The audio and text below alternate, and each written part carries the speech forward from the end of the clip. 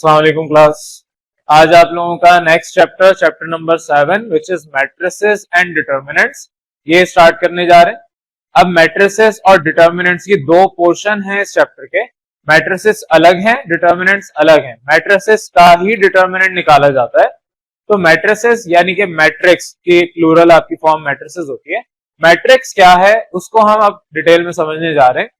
Matrix solve करने के लिए आपको पता होना चाहिए कि मैट्रिक्स करना क्यों है या उसको पढ़ना क्यों है। इससे पहले जो आपको मैंने चैप्टर पढ़ाया उसमें इक्वेशन सोल्यूशन आपने सीखा।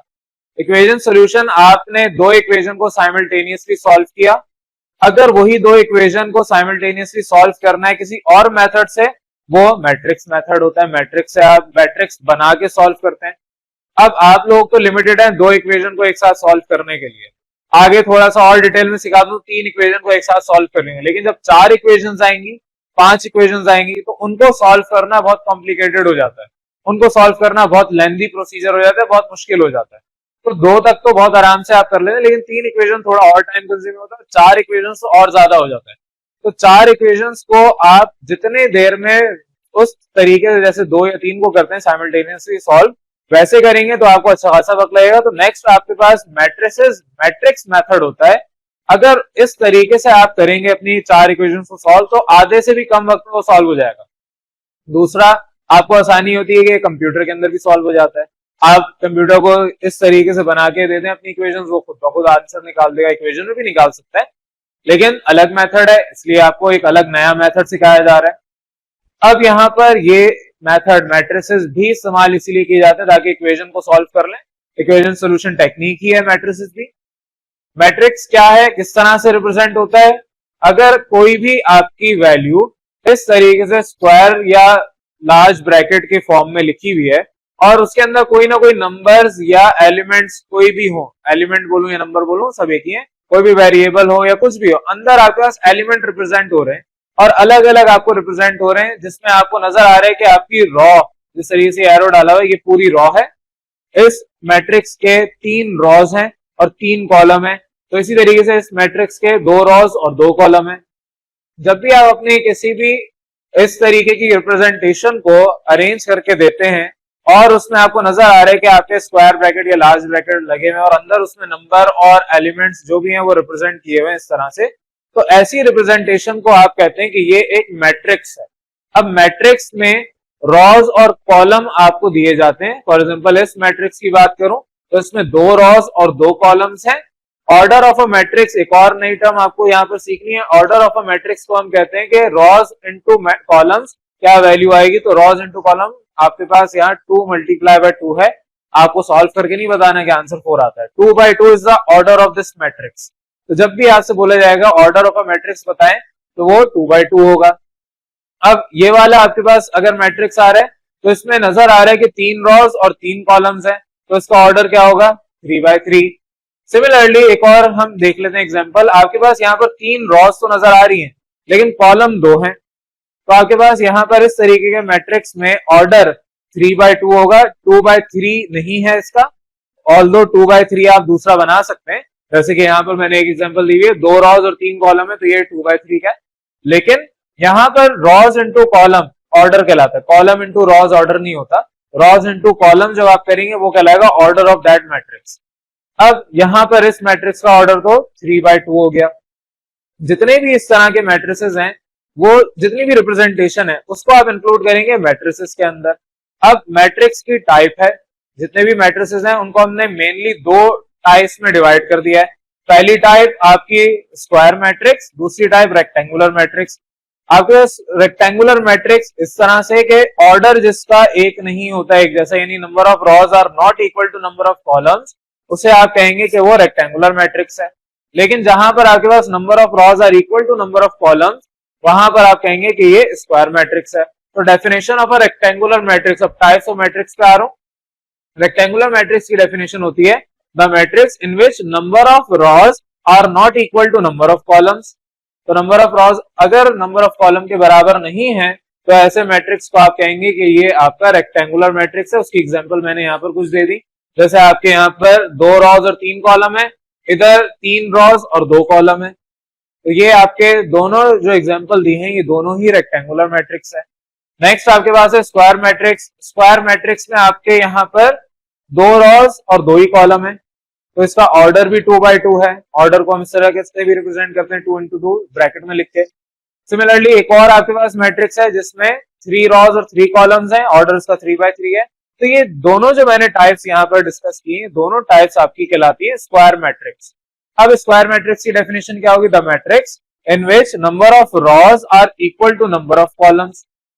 तो जब भी आपके नंबर ऑफ रॉज और नंबर ऑफ कॉलम्स आपस में बराबर होंगे तो उसको आप कहेंगे कि ये आपके पास स्क्वायर मैट्रिक्स है।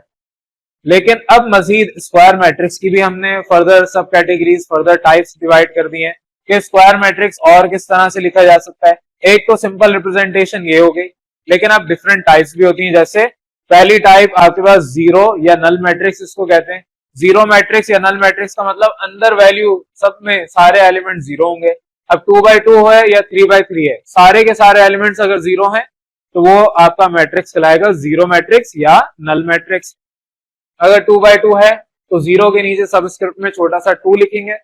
अगर 3 by 3 का है तो जीरो के नीचे 3 लिखेंगे। तो आपके पास जीरो या O2 और O3 इस तरह से रिप्रेजेंटेशन अगर कभी कहीं आती है तो आप डायरेक्ट समझ जाएंगे O3 का मतलब 3 by 3 का नल मैट्रिक्स है। नेक्स्ट यहाँ पर आपके पास आइडेंटिटी या नल मैट्रिक्स, आइडेंटिटी या यूनिट मैट्रिक्स है। यूनिट मैट्रिक्स या आइडेंटिटी दोनों एक ही नाम है। जहां पर भी आपके पास इस तरह से आएगा तो आपका डायगोनल, ये डायगोनल है, ठीक है। अगर आप किसी रेक्टेंगल को ड्रॉ करते हैं तो उसका डायगोनल आता है, ये डायगोनल है। डायगोनल में आपके पास सारे एलिमेंट 1 होने चाहिए और बाकी सारे आपके जितने भी नंबर्स हैं वो 0 होने चाहिए। जैसा ऊपर आपका ये नल मैट्रिक्स है, अगर इस नल मैट्रिक्स में जहां पर ये डायगोनल में 0 है इसकी जगह मैं 1 पुट कर दूं, बाकी सब जगह 0 आ जाए, तो ऐसे मैट्रिक्स को आप कहेंगे कि ये आपका आइडेंटिटी मैट्रिक्स है। अब अगर मेरे पास यहाँ पर 2 रॉज और 2 कॉलम है तो इसको I2 से रिप्रेजेंट करते हैं। I2 का मतलब ये है आइडेंटिटी मैट्रिक्स ऑफ ऑर्डर 2। ये आपका 3 by 3 है तो इसमें आपके पास I3 से रिप्रेजेंट होगा, मतलब आइडेंटिटी मैट्रिक्स ऑफ ऑर्डर 3। यहाँ पर इस तरीके से रिप्रेजेंटेशन जब भी होगी एग्जाम में, अगर कहीं पे आता है कि I3 से मल्टीप्लाई कर रहे हैं, फॉर एग्जांपल एक जगह मैट्रिक्स दिया जाता है, कहा जाता है बराबर है I3 के, तो इसका मतलब ये होगा कि आपने I3 को किस फॉर्म में ओपन करना है, यानी कि आपके पास ये मैट्रिक्स दिया नहीं होगा, आपको खुद लिखना है इस I3 की जगह। तो इस तरह आपके पास अगर कभी आता है O3 या O2 तो इसका मतलब आपको पता होना चाहिए कि वहां पर उसकी जगह कौन सा मैट्रिक्स ओपन होगा। तो ये आपके पास 2 टाइप्स हैं स्क्वायर मैट्रिक्स की, इसको जल्दी से नोट करें, फिर और फर्दर टाइप्स में डिस्कस कर रहा हूं। अब अपने रिमेनिंग 2 और टाइप्स देख लें स्क्वायर मैट्रिसेस की। आपके पास थर्ड टाइप होती है स्केलर मैट्रिक्स। स्केलर मैट्रिक्स आपका जिस तरह से पीछे आइडेंटिटी मैट्रिक्स आपने पढ़ा उसी तरीके से स्केलर मैट्रिक्स भी होता है। स्केलर मैट्रिक्स में यहाँ पर जहां पे भी 1 था वहां पर आपके पास कोई और नंबर अगर आ जाता है, लेकिन शर्त ये कि ये जो डायगोनल है ये आपके पास सेम रहना चाहिए। आपके पास यहाँ पर डायगोनल ये जो आपकी वैल्यू है, जैसे 5 है तो तीनों जगह 5 हो, 2 है तो दोनों जगह 2 हो, या अगर कोई और नंबर है लेट सपोज -10 है तो सारी जगह डायगोनल में -10 हो और बाकी जितने भी एलिमेंट्स हैं वो 0 हो। अगर इस तरह से कोई आपके पास मैट्रिक्स आता है तो आपको आइडेंटिफाई यहाँ पर करना होना आसानी होनी चाहिए कि आपके पास ये स्केलर मैट्रिक्स है। ये चीजें ज्यादातर एमसीक्यूज में पूछी जाती है। तो अगर आपको फॉर एग्जांपल इस तरह कोई मैट्रिक्स गिवन है और वहां पर तीनों नंबर्स एक जैसे हैं तो आपका ये स्केलर मैट्रिक्स कहलाएगा। स्केलर और डायगोनल मैट्रिक्स दोनों ऑलमोस्ट बराबर हैं, लेकिन मामूली सा फर्क ये है कि यहाँ पर रिस्ट्रिक्शन खत्म हो गई कि नंबर सेम होने चाहिए। सिर्फ डायगोनल में अगर वैल्यू है नॉन जीरो की, नॉन जीरो का मतलब जीरो के अलावा कोई भी नंबर हो, बाकी सारे एलिमेंट्स अगर जीरो हैं और ये डायगोनल में आपके पास नॉन जीरो वैल्यू आ रही है तो ऐसे मैट्रिक्स को आप कहेंगे कि ये आपका डायगोनल मैट्रिक्स है। जैसे कि यहाँ पर 2 था, इधर मैंने -1 कर दिया, नंबर डिफरेंट हो गए, वैल्यू चेंज हो गई, बाकी जगह 0 ही है, लेकिन अब ये स्केलर की बजाय डायगोनल मैट्रिक्स कहलाएगा। फॉर एग्जाम्पल -3, 2 और 5 रख दिया, कोई भी नंबर आप रख सकते हैं, बाकी सब आपके 0 हैं। तो अगर इस तरह से आपके पास कोई भी मैट्रिक्स आता है तो उसे आप इंक्लूड करेंगे अपने डायगोनल मैट्रिक्स में, और यही तरीका है आपके आइडेंटिफाई करने का जितने भी है स्क्वायर मैट्रिक्स आपके पास आएंगे। तो ये सिंपल से आपके पास इंट्रोडक्शन था मैट्रिसेस का। यहां तक जितना भी काम मैंने डिस्कस किया ये बेसिक ब्रीफ इंट्रोडक्शन आप इसको कह लें। अब इसके बाद हम एक्सरसाइज की तरफ आएंगे, क्वेश्चंस की तरफ आएंगे पीछे सारी आपकी बेसिक इंफॉर्मेशन, बेसिक नॉलेज यही होगी हर जगह पे। आज आप लोगों के चैप्टर नंबर 7 के क्वेश्चंस डिस्कस कर रहा हूं। अब यहाँ पर आप लोगों का जितना भी काम पिछला था वो हमने डिस्कस कर लिया था। आप लोगों को मैंने बेसिक कॉन्सेप्ट दे दिए थे मैट्रिसेस क्या होते हैं। अब मैट्रिसेस आप लोगों को पता चल गया कि कौन सा मैट्रिक्स किस टाइप का है, किस कैटेगरी में आता है, कौन सा आपका स्क्वायर मैट्रिक्स है, कौन सा आपका रेक्टेंगुलर है, फिर स्क्वायर मैट्रिक्स की टाइप्स वगैरह, ये सब हमने लास्ट क्लास में डिस्कस किया था। अब आप लोगों को मैंने लास्ट क्लास में स्क्वायर मैट्रिक्स के बाद ये भी बताया था नल मैट्रिक्स क्या होता है, उसकी फर्दर कैटेगरीज। अब यहाँ पर आप लोगों को क्वेश्चन सॉल्व करवा रहा हूँ, लेकिन क्वेश्चन के साथ आपको कॉन्सेप्ट दे रहा हूँ कि आपका अगर कोई दो मैट्रिक्स ऐड करने को कहा जाए या सब्ट्रैक्ट करने को कहा जाए तो वो कैसे करेंगे। जाहिर है हम क्वेश्चन के साथ में सॉल्व कर रहे हैं और साथ साथ लॉजिक भी समझ रहे हैं। अगर आपके पास दो मैट्रिसेस गिवन है और जिस तरह आपके पास क्वेश्चन नंबर 1 के फर्स्ट पार्ट में कहा है कि a प्लस सी आप बताएं क्या होगा, दो मैट्रिक्स दे दिए, दो मैट्रिसेस हैं, उनका एडिशन आपसे बोला है कि बताएं क्या होगा। अब अगर एडिशन ऑफ मैट्रिसेस आपको करना है तो लाजमी है कि दोनों या तो रेक्टेंगुलर हो या दोनों आप लोगों के स्क्वायर हो। तो अगर स्क्वायर मैट्रिसेस हैं दोनों तो ऐड हो जाएंगे, अगर दोनों रेक्टेंगुलर है तो ऐड हो जाएंगे। एक स्क्वायर है और एक रेक्टेंगुलर मैट्रिक्स है वो ऐड या सब्ट्रैक्ट नहीं होगा। तो अगर आपके पास इस तरीके से ए और सी दोनों एक रेक्टेंगुलर मैट्रिक्स आपको नजर आ रहे हैं, दोनों रेक्टेंगुलर मैट्रिसेस में यहां पर आपके पास ये सवाल इस तरीके से गिवन है, ये ए है और ये सी किताब के अंदर गिवन है।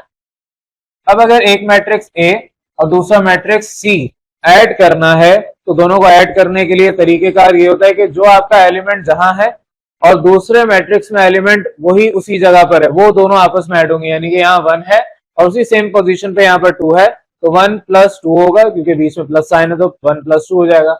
इधर 2 है और यहाँ 1 है तो 2 + 1। यहाँ 3 है और इसी सेम पोजीशन पे दूसरे मैट्रिक्स में आपके पास 0 है तो 3 + 0।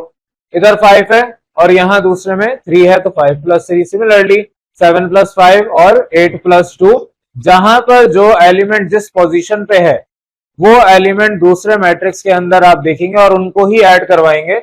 इसके अलावा कोई और किसी और पोजीशन से ऐड या सब्ट्रैक्ट नहीं करवा सकते। तो आगे सिंप्लीफाई कर लें, ये आपका 3, ये भी 3 होता है, ये 3 + 0 3, 5 + 3 8, सिमिलरली 12 एंड 10, ये आपका मैट्रिक्स, दोनों मैट्रिसेस आपस में ऐड हो गए। तो एडिशन ऑफ मैट्रिसेस आपसे सवाल में कहा था क्वेश्चन नंबर 1 में कि मुझे एडिशन करके बताएं, दो मैट्रिसेस हैं। अब आपके पास और भी किताब में बी और डी मैट्रिसेस गिवन है दो, इनको आपने ऐड करना है। तो दोनों क्योंकि स्क्वायर मैट्रिसेस हैं तो जाहिर है बी और डी आपस में ऐड हो जाएंगे। डी बल्कि ये स्क्वायर नहीं रेक्टेंगुलर है, रेक्टेंगुलर मैट्रिसेस ही यहाँ पर गिवन है, लेकिन इनकी ओरिएंटेशन डिफरेंट है। यानी आपके एडिशन के लिए अगर मैं कहूं कि ऑर्डर दोनों मैट्रिसेस का सेम होना चाहिए, स्क्वायर है तो स्क्वायर, रेक्टेंगुलर तो रेक्टेंगुलर, का मतलब ये कि order of a matrix same होना चाहिए। अब रेक्टेंगुलर ये भी है लेकिन बी और डी जो सवाल किताब में गिवन है उसके अंदर वैल्यूज आपकी डिफरेंट है, उसमें जो ऑर्डर है मैट्रिक्स का वो डिफरेंट है। तो अगर एक फॉर एग्जांपल रॉज इसमें 3 है, कॉलम 2 है, तो आपके पास 3/2 है तो दूसरा मैट्रिक्स का ऑर्डर भी 3/2 होना चाहिए।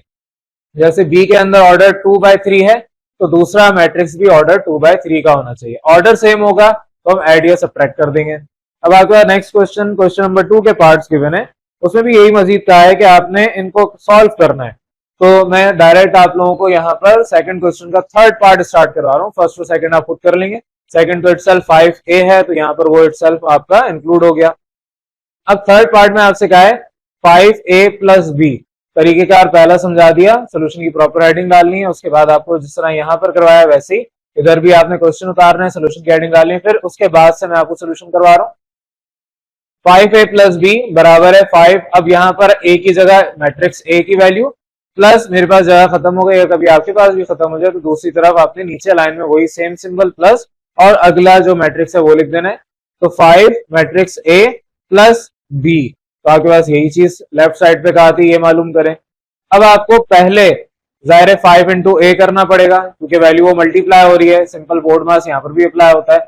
अब मल्टीप्लीकेशन का जो रूल है वो ये कहता है कि जो यहाँ पर वैल्यू मल्टीप्लाई हो रही है वो अंदर जाके मैट्रिक्स के तमाम एलिमेंट से मल्टीप्लाई होगी। यानी कि 5 × 2 से भी होगा, 1 से भी होगा, 3 से भी होगा, 0 से भी होगा। तो आपने वही किया, 5 को सारे एलिमेंट से मल्टीप्लाई कर दिया, प्लस साइन अपनी जगह और बी मैट्रिक्स अपनी जगह। फिर आपने यहाँ पे जाहिर मल्टीप्लाई करेंगे 5 × 2 10, इसी तरीके से ये 15, ये 5 और ये 5 इंटू 0 0 ही होगा, प्लस मैट्रिक्स बी वो अपनी जगह। फिर एडिशन अभी मैंने समझाया, 10 इस 4 के साथ ऐड होगा, 5 इस -1 के साथ ऐड होगा, 15 इस 2 के साथ ऐड होगा और 0 इस 5 के साथ ऐड होगा। आपने मैट्रिक्स की प्रेजेंटेशन प्रॉपर रखनी है कि पता हो कि कौन सा एलिमेंट किस रो पे और किस कॉलम में आ रहा है, मिक्सिंग नहीं होनी चाहिए। आपके पास प्रॉपर बीच में गैप्स होने चाहिए ताकि पता हो कि ये फर्स्ट एलिमेंट है, ये सेकंड, ये थर्ड और ये फोर्थ है। सिंपल, ये आपके पास 14, ये आपके पास 17, इसी तरीके से आपके पास ये 5 - 1 है। मैंने एक स्टेप यहाँ पर जाहिर है वो नहीं करेंगे, आपको भी करने की जरूरत नहीं है, अदरवाइज आप वरना इसको 5 - 1 लिखते। तो ये डायरेक्ट मैंने कर दिया 4 और 0 + 5 5। ये आपसे सवाल में कहा था कि 5a + b मैट्रिक्स बताएं क्या होगा, तो आपने सिंपली इस तरीके से इसको सॉल्व कर लिया। ये सोल्यूशन टेक्निक है, साथ साथ कॉन्सेप्ट भी समझा रहा हूं। ऐड करना है तो ऑर्डर सेम होना चाहिए, मल्टीप्लाई करना है तो अंदर तमाम एलिमेंट्स है वैल्यू मल्टीप्लाई होगी, ऐड या सब्ट्रैक्ट करना है तो जो एलिमेंट जिस नंबर पे है उसी नंबर, उसी रॉ, उसी कॉलम में दूसरे मैट्रिक्स का एलिमेंट ही ऐड या सब्ट्रैक्ट होगा। अब ये तो हमने एडिशन ऑफ अ मैट्रिक्स कर लिया, अब सब्ट्रैक्शन ऑफ अ मैट्रिक्स पे आ जाए। पार्ट नंबर 7 डिस्कस कर रहा हूँ, इसके अलावा जितने भी आपके पास क्वेश्चन है वो आपने घर पे होमवर्क पे ट्राई करना है और कॉन्सेप्ट जो समझाया वैसे ही काम करना है। आपके पास b - a पहले मैट्रिक्स निकाला जाएगा, फिर 3 से मल्टीप्लाई करेंगे क्योंकि 3 दोनों के साथ मल्टीप्लाई हो रहा है। तो आपको कहा है कि b और a दोनों मैट्रिक्स को सब्ट्रैक्ट कर दें, b - a निकालें। तो 3, अब कर्ली ब्रैकेट में एक आपका मैट्रिक्स a, मैट्रिक्स b है ये, माइनस मैट्रिक्स a, क्योंकि b - a आपसे कहा था, सवाल आपको ये गिवन होगा, आपके पास ये सारी वैल्यूज गिवन है। अब आपके पास ये दोनों मैट्रिसेस आपस में सब्ट्रैक्ट हो रहे हैं, तो आपने जाहिर है इसको सब्ट्रैक्ट करना है। 4 - 2 -1 -1 2 - 3 और 5 - 0, यही सारी वैल्यू यहाँ पर इस तरीके से सब्ट्रैक्ट कर दी। जैसे ऐड कर रहा है वैसे ही आपने सब्ट्रैक्ट भी किया है।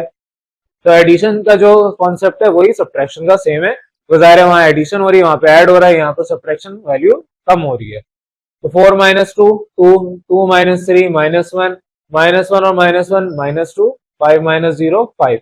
अब ये मैट्रिक्स आ गया b - a की वैल्यू, ये जो ब्रैकेट में आपकी गिवन है। 3 अभी आपने बाहर मल्टीप्लाई करवाना है, जो बाहर गिवन है आप 3 को मल्टीप्लाई करवाएंगे, अंदर जाके तमाम वैल्यूज, तमाम एलिमेंट्स, ये जो मैट्रिक्स के अंदर वैल्यूज हैं ये सारे कहलाते हैं एलिमेंट्स।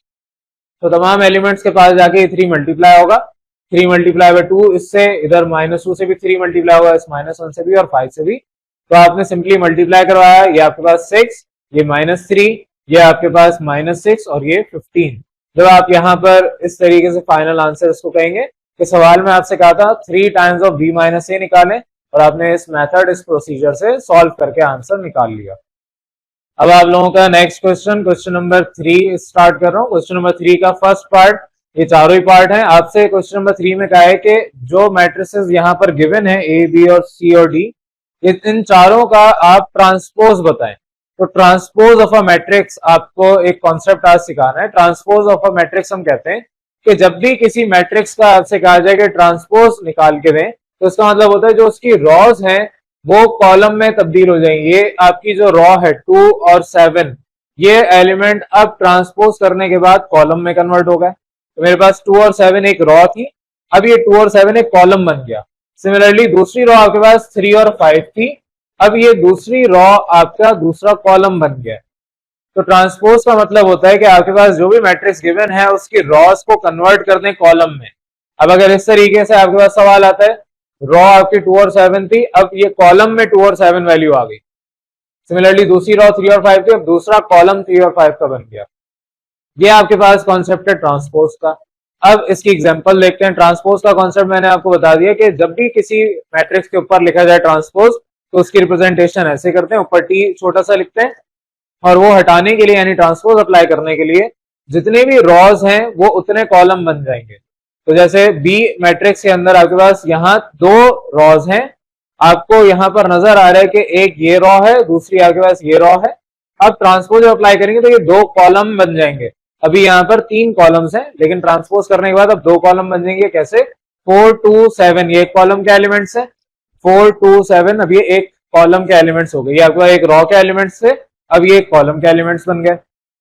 सिमिलरली दूसरी रॉ पे 3 1 और -2 ये एलिमेंट्स है, ट्रांसपोज अप्लाई किया तो 3 1 -2 दूसरे कॉलम के एलिमेंट्स बन गए। तो आपके पास डी ट्रांसपोज इस तरीके से हमने लिया। नेक्स्ट आपके पास सी ट्रांसपोज है, आपने यहाँ पर जो मैट्रिक्स सी गिवन है इसके ऊपर ट्रांसपोज लिया, तो यहाँ आपको नजर आ रहा है 3 रॉज हैं। पहली रॉ 6 2 की, अब वो कॉलम बन गया 6 2 का। दूसरी रॉ 3 1, ये कॉलम बन गया 3 1 का। और तीसरी 4 5, ये कॉलम बन गया 4 और 5। तो इस तरीके से आप हमेशा अपना ट्रांसपोज लेते हैं और ये आपके पास सी थर्ड पार्ट हो गया। फोर्थ पार्ट आपके पास यहाँ पर मैंने डिस्कस नहीं किया है। फोर्थ पार्ट आप लोगों ने यहाँ जो सवाल गिवन है इसको खुद करना है। फोर्थ पार्ट में आपके पास 3 by 3 का मैट्रिक्स है, तो 3 रॉज 3 कॉलम ही है। ये जो 3 रॉज हैं ये आपके अब 3 कॉलम बन जाएंगे। तो ये जिस तरह से अभी ये 3 पार्ट्स हमने किए, फोर्थ पार्ट भी आपने उसी तरीके से करना, ये आपका होमवर्क है। अब हमारे अपने नेक्स्ट क्वेश्चन नंबर 4 पे। क्वेश्चन नंबर 4 में आपको कहा है कि ये एक्सप्रेशन जो गिवन है a प्लस बी का ट्रांसपोज बराबर है a transpose plus b transpose के। तो इस एक्सप्रेशन को आपने वेरीफाई करना है और a और b मैट्रिक्स आपको यहाँ पर गिवन है। तो a और b मैट्रिसेस आपको यहाँ पर गिवन है, इसका आपने ट्रांसपोज इनके अलग अलग और इनके एडिशन के बाद ट्रांसपोज लेना है और बताना है कि क्या ये दोनों वैल्यू बराबर आती है या नहीं आती। तो मेरे पास यहाँ पर प्रूफ की हेडिंग डलेगी। जब भी सवाल में आपके पास बोला जाए शो दैट या प्रूफ करें और या फिर आपके पास बोला जाए जिस तरह यहाँ पर वेरीफाई करें, तो हमेशा आप हेडिंग डालते हैं प्रूफ की। तो प्रूफ करना है, प्रूफ कैसे करेंगे, हेडिंग प्रूफ की डालेंगे। टेक लेफ्ट हैंड साइड, तो लेफ्ट हैंड साइड आपके पास a प्लस बी का होल ट्रांसपोज है। आपके पास लेफ्ट हैंड साइड में a और b की जगह मैंने वैल्यूज उनके मैट्रिसेस लिख दिए, ट्रांसपोज बाहर ब्रैकेट के भी लिखा हुआ है। अब इनको ऐड करना है क्योंकि a प्लस बी एडिशन है, एडिशन अभी हमने सीखा। 3 और 2 आपस में ऐड होंगे, ये 2 और 7 आपस में, 1 और 3 और -5 और 8 आपस में ऐड होंगे। ऐड कर लें। ऐड करने के बाद आपके पास 3 + 2 5, 1 + 3 4, 2 + 7 9 और -5 + 8 3। इसके ऊपर ट्रांसपोज, ये ट्रांसपोज अपनी जगह चलता आ रहा है, ब्रैकेट हटाएंगे तो मैट्रिक्स के ऊपर आपको ट्रांसपोज लगाना है। आपने अभी सीखा ट्रांसपोज कैसे लगाते हैं। आपकी ये जो रॉ है ये कॉलम बन जाएगी, तो 5 9 ये पहली रॉ थी, अब ये पहला कॉलम बन गया। सिमिलरली 4 3 ये आपके पास इधर दूसरा कॉलम बन गया। जब आपके पास ये वैल्यू आ गई, आपने इसको इक्वेशन 1 का और कहा ये लेफ्ट हैंड साइड आपकी इसके बराबर है। दूसरा आप स्टेप करेंगे, take right hand side. Right hand side सवाल में a transpose plus b transpose given था, तो राइट हैंड साइड ये गिवन है, a और b की जगह उनके मैट्रिसेस आप ओपन कर लें। तो a की जगह आपने a मैट्रिक्स लिखा, b की जगह b मैट्रिक्स लिखा। अब यहाँ ट्रांसपोज इन दोनों के ऊपर अलग अलग है, ज़ाहिर a ट्रांसपोज और b ट्रांसपोज है। तो a के ऊपर ट्रांसपोज पहले आपने लिया, तो 3 2 आपकी पहली रॉ थी, अब पहला कॉलम 3 2 का बन गया। तो रॉ सारी चेंज हो गई कॉलम में। तो सिमिलरली b में भी आपके पास ये रॉ 2 7, अब ये कॉलम बन गया 2 7 का। तो रॉज आपकी कन्वर्ट हो गई कॉलम में, ट्रांसपोज अप्लाई हो गया। अब जब ट्रांसपोज अप्लाई हो गया तो आप एडिशन कर लें सिंपल। 3 ऐड होगा इस 2 में, 1 + 3, 2 + 7 -5 + 8, उसी तरीके से एंड में आपके पास जब सिंप्लीफाई करेंगे 3 + 2 5, 2 + 7 9, आपका 1 + 3 4 और 5 -5 + 8 3। ये आपके पास जो वैल्यू आ गई, ये इसको आप कहेंगे कि ये आपकी इक्वेशन 2 है। अब इक्वेशन 1 और इक्वेशन 2 अगर आप कंपेयर करवाएं तो दोनों राइट, ये जो दोनों की राइट साइड है इक्वेशन 1 और इक्वेशन 2 की सेम आ रही है। तो आपके पास ये मैट्रिसेस दोनों सेम है, इस वजह से आपने यहाँ पर स्टेटमेंट लिखी by comparing equation 1 and equation 2। जगह नहीं थी तो मैंने शॉर्ट नोटेशन लिखी, आपने एक पूरा लिखना है। देयरफॉर लेफ्ट हैंड साइड आपकी राइट हैंड साइड के बराबर आ रही है। लेफ्ट हैंड साइड क्या थी, that is a plus b का transpose whole plus a transpose plus b transpose. Highlight करके आप कहेंगे हेंस वेरीफाइड, क्योंकि सवाल में आपसे यही वेरीफाई करने को कहा था। अब नेक्स्ट अपने क्वेश्चंस देख लें। क्वेश्चन नंबर 5 में आपको कहा है कि x और y की वैल्यू बताएं, क्योंकि मैंने आपसे कहा कि ये सिंपल रिप्रेजेंटेशन इक्वेशंस की है। इससे पहले जो आपने चैप्टर पढ़े उसके अंदर इक्वेशन सीखी, इक्वेशन को रिप्रेजेंट करने का एक और तरीका है, मेथड है, वो आपका मैट्रिसेस है। तो x y आपके ये दो वेरिएबल हैं, इक्वेशन में क्या होते थे, वेरिएबल होते थे। इक्वल टू आपके यहाँ कांस्टेंट है, ये आपके कहा जा रहा है कि ये मैट्रिक्स बराबर है इस मैट्रिक्स के। इसका मतलब ये होगा कि जो फर्स्ट एलिमेंट इधर है वो बराबर होगा दूसरे मैट्रिक्स के फर्स्ट एलिमेंट के। बीच में इक्वल टू का साइन का मतलब क्या है, x = 5 का मतलब क्या है कि x की वैल्यू बराबर है 5 के, यानी x की जगह में 5 अगर पुट कर दूं तो 5 = 5 हो जाएगा। सिमिलरली आपके पास ये बोला गया x बराबर है 6 के, तो डायरेक्ट आंसर आ गया। दूसरा आपका y बराबर है 3 के, तो ये भी डायरेक्ट आंसर आ गया। तो पहला आपका ये जो फिफ्थ क्वेश्चन है ये तो बहुत आराम से आपने देख लिया कि आपको मैट्रिसेस दो गिवन है, दोनों के बीच में इक्वल टू का साइन है, यानी कि लेफ्ट साइड बराबर है राइट साइड के, तो x बराबर हो गया 6 के, y बराबर हो गया 3 के, डायरेक्ट पता चल गया। नेक्स्ट सिक्स पार्ट में भी यही बात कही है, आपसे कहा है कि x का आंसर बताएं, यहाँ y नहीं है, सिर्फ x बताना है। तो यहां पर आप देखें इधर अगर 3 है लेफ्ट साइड तो राइट साइड में भी 3 है, इधर 7 तो इधर भी 7, यहां पर 2 इधर भी 2, इधर 1 और 0 इधर भी 1 और 0 ही है। लेकिन यहाँ पर x माइनस 5 है और इधर 4 है, तो इसका मतलब ये कि x माइनस 5 बराबर है 4 के। तो आप कहेंगे here x minus 5 equal to 4। याद रहे मैं सोल्यूशन के बाद सारा काम करवा रहा हूँ, इससे पहले आपको मैंने तरीका समझाया हुआ है, हेडिंग वगैरह डाल के आपने खुद काम करना है। तो x माइनस 5 बराबर है 4 के, आपने कहा 5 दूसरी साइड पे भेजें, 4 प्लस 5 यानी कि x इज इक्वल टू 9। ये फाइनल आंसर आ गया क्वेश्चन नंबर 6 का। इस तरीके से आपने x की वैल्यू निकाल ली। सिमिलरली नेक्स्ट क्वेश्चन है क्वेश्चन नंबर 7। इसमें आपसे क्या है x और y दोनों बताएं क्या होगा। तो x y आपको निकालने के लिए यहाँ पर दो मैट्रिसेस गिवन है और दोनों आपस में क्या है कि बराबर है। यहाँ पर 4 है, इधर भी 4 है, इधर 6 है, इधर भी 6 है। इसका मतलब ही ये है कि लेफ्ट साइड बराबर है राइट साइड के, जो लेफ्ट साइड पे वैल्यू है वही राइट साइड पे भी वैल्यू आनी चाहिए। इसका मतलब ये कि x माइनस 3 बराबर होगा 2 के। आप कहेंगे हेयर x माइनस 3 बराबर है 2 के, 3 उधर भेजें तो x is equal to 2 plus 3 यानी x is equal to 5। And दूसरा y बराबर है y प्लस 1 के, तो आपने कहा ये आपका 2 बराबर है y प्लस 1 के, 1 उधर भेजेंगे, 2 माइनस 1 इक्वल टू y और y इज इक्वल टू 1। इस तरीके से आपने लिख के फाइनल अपना आंसर लिख दिया। आपसे कहा था x और y का आंसर बताएं, आपने निकाल के बता दिया। Next question number 8। Question number 8 में भी यही आपसे कहा है कि find the value of x and y। अब यहाँ पर आप देख रहे हैं 2 7, इधर भी 2 और 7 सेम है। यहाँ पर वैल्यू डिफरेंट है क्योंकि आपको यहाँ पर वेरिएबल दे दिए। आपने कहा कि आपके पास हेयर x प्लस वाई बराबर है 4 के और 3 बराबर है x के। तो पहले मैंने लिखा x बराबर है 3 के क्योंकि डायरेक्ट आंसर आ गया x का, एंड x प्लस वाई बराबर है 4 के। अब मैंने साइड में हवाला दिया कि क्योंकि सिंस x प्लस 3 बराबर x इज इक्वल टू 3 था तो आपने x की जगह 3 पुट किया।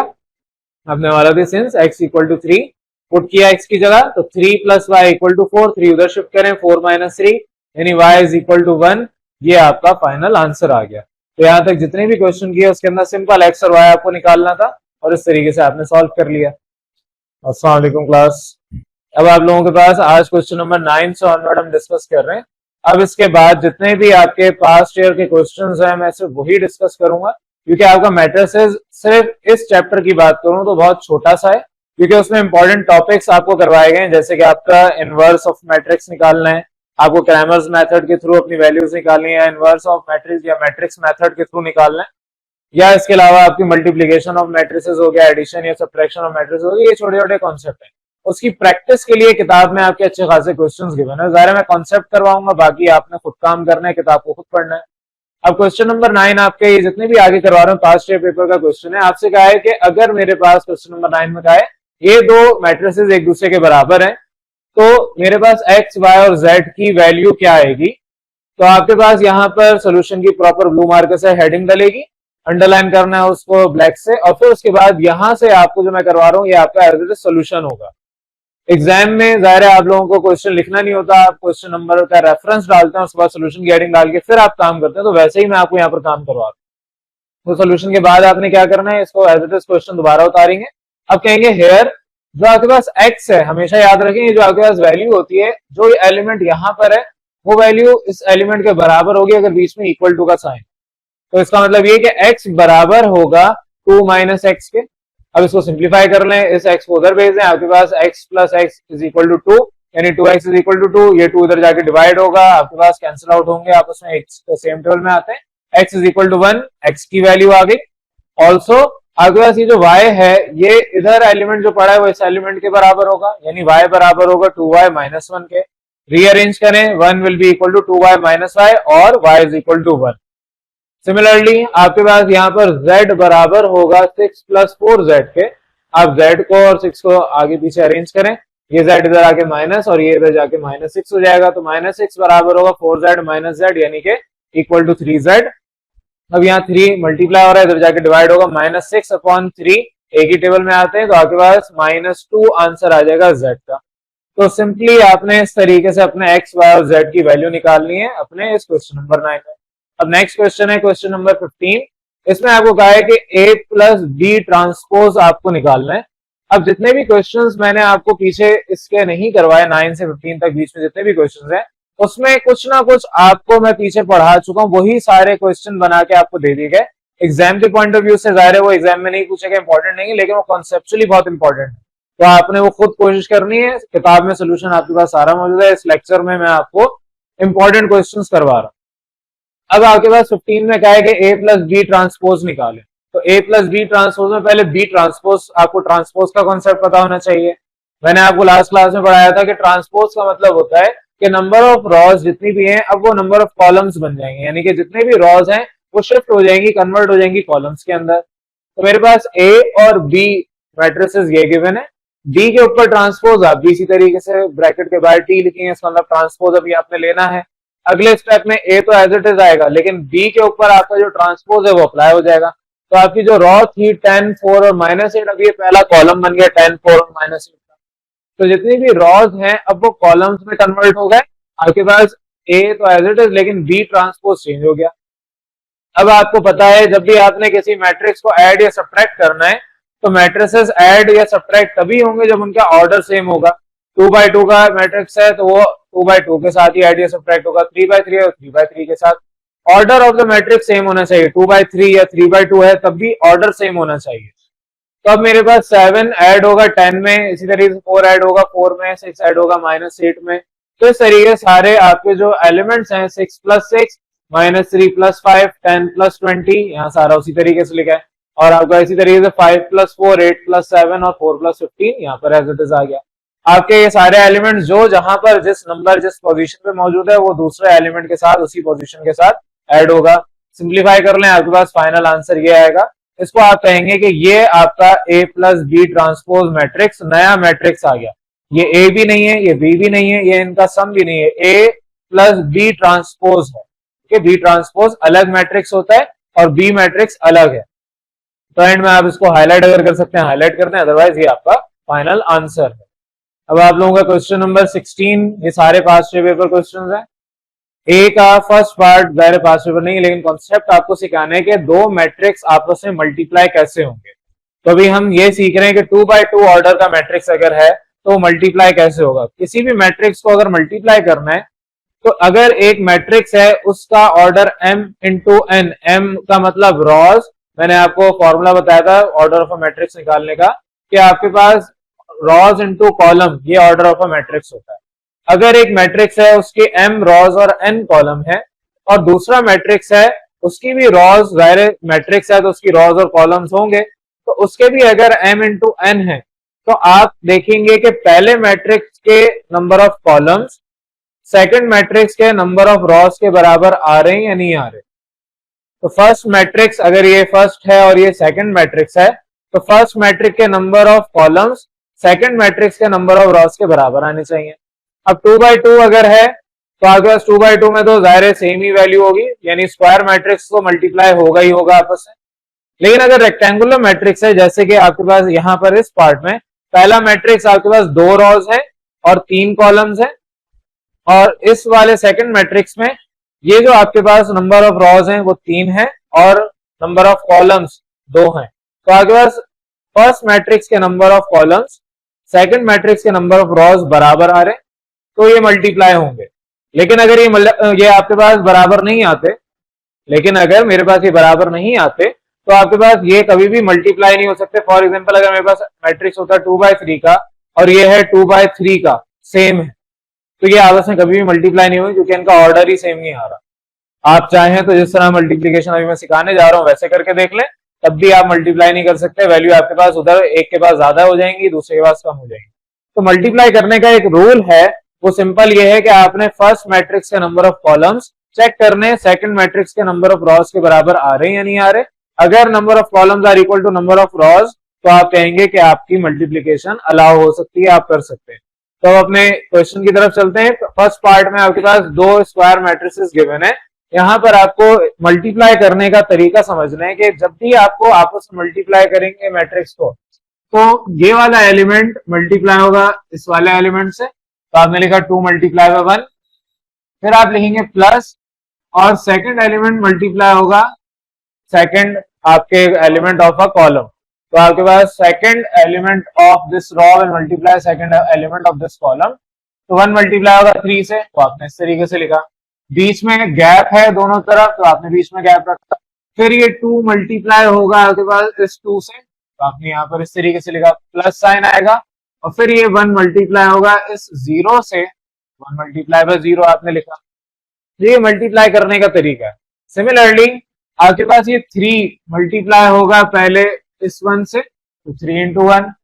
फिर ये 3 मल्टीप्लाई, ये 2 मल्टीप्लाई होगा, 3 तो नहीं, ये 2 मल्टीप्लाई होगा इस 3 से, तो 2 मल्टीप्लाई बाय 3।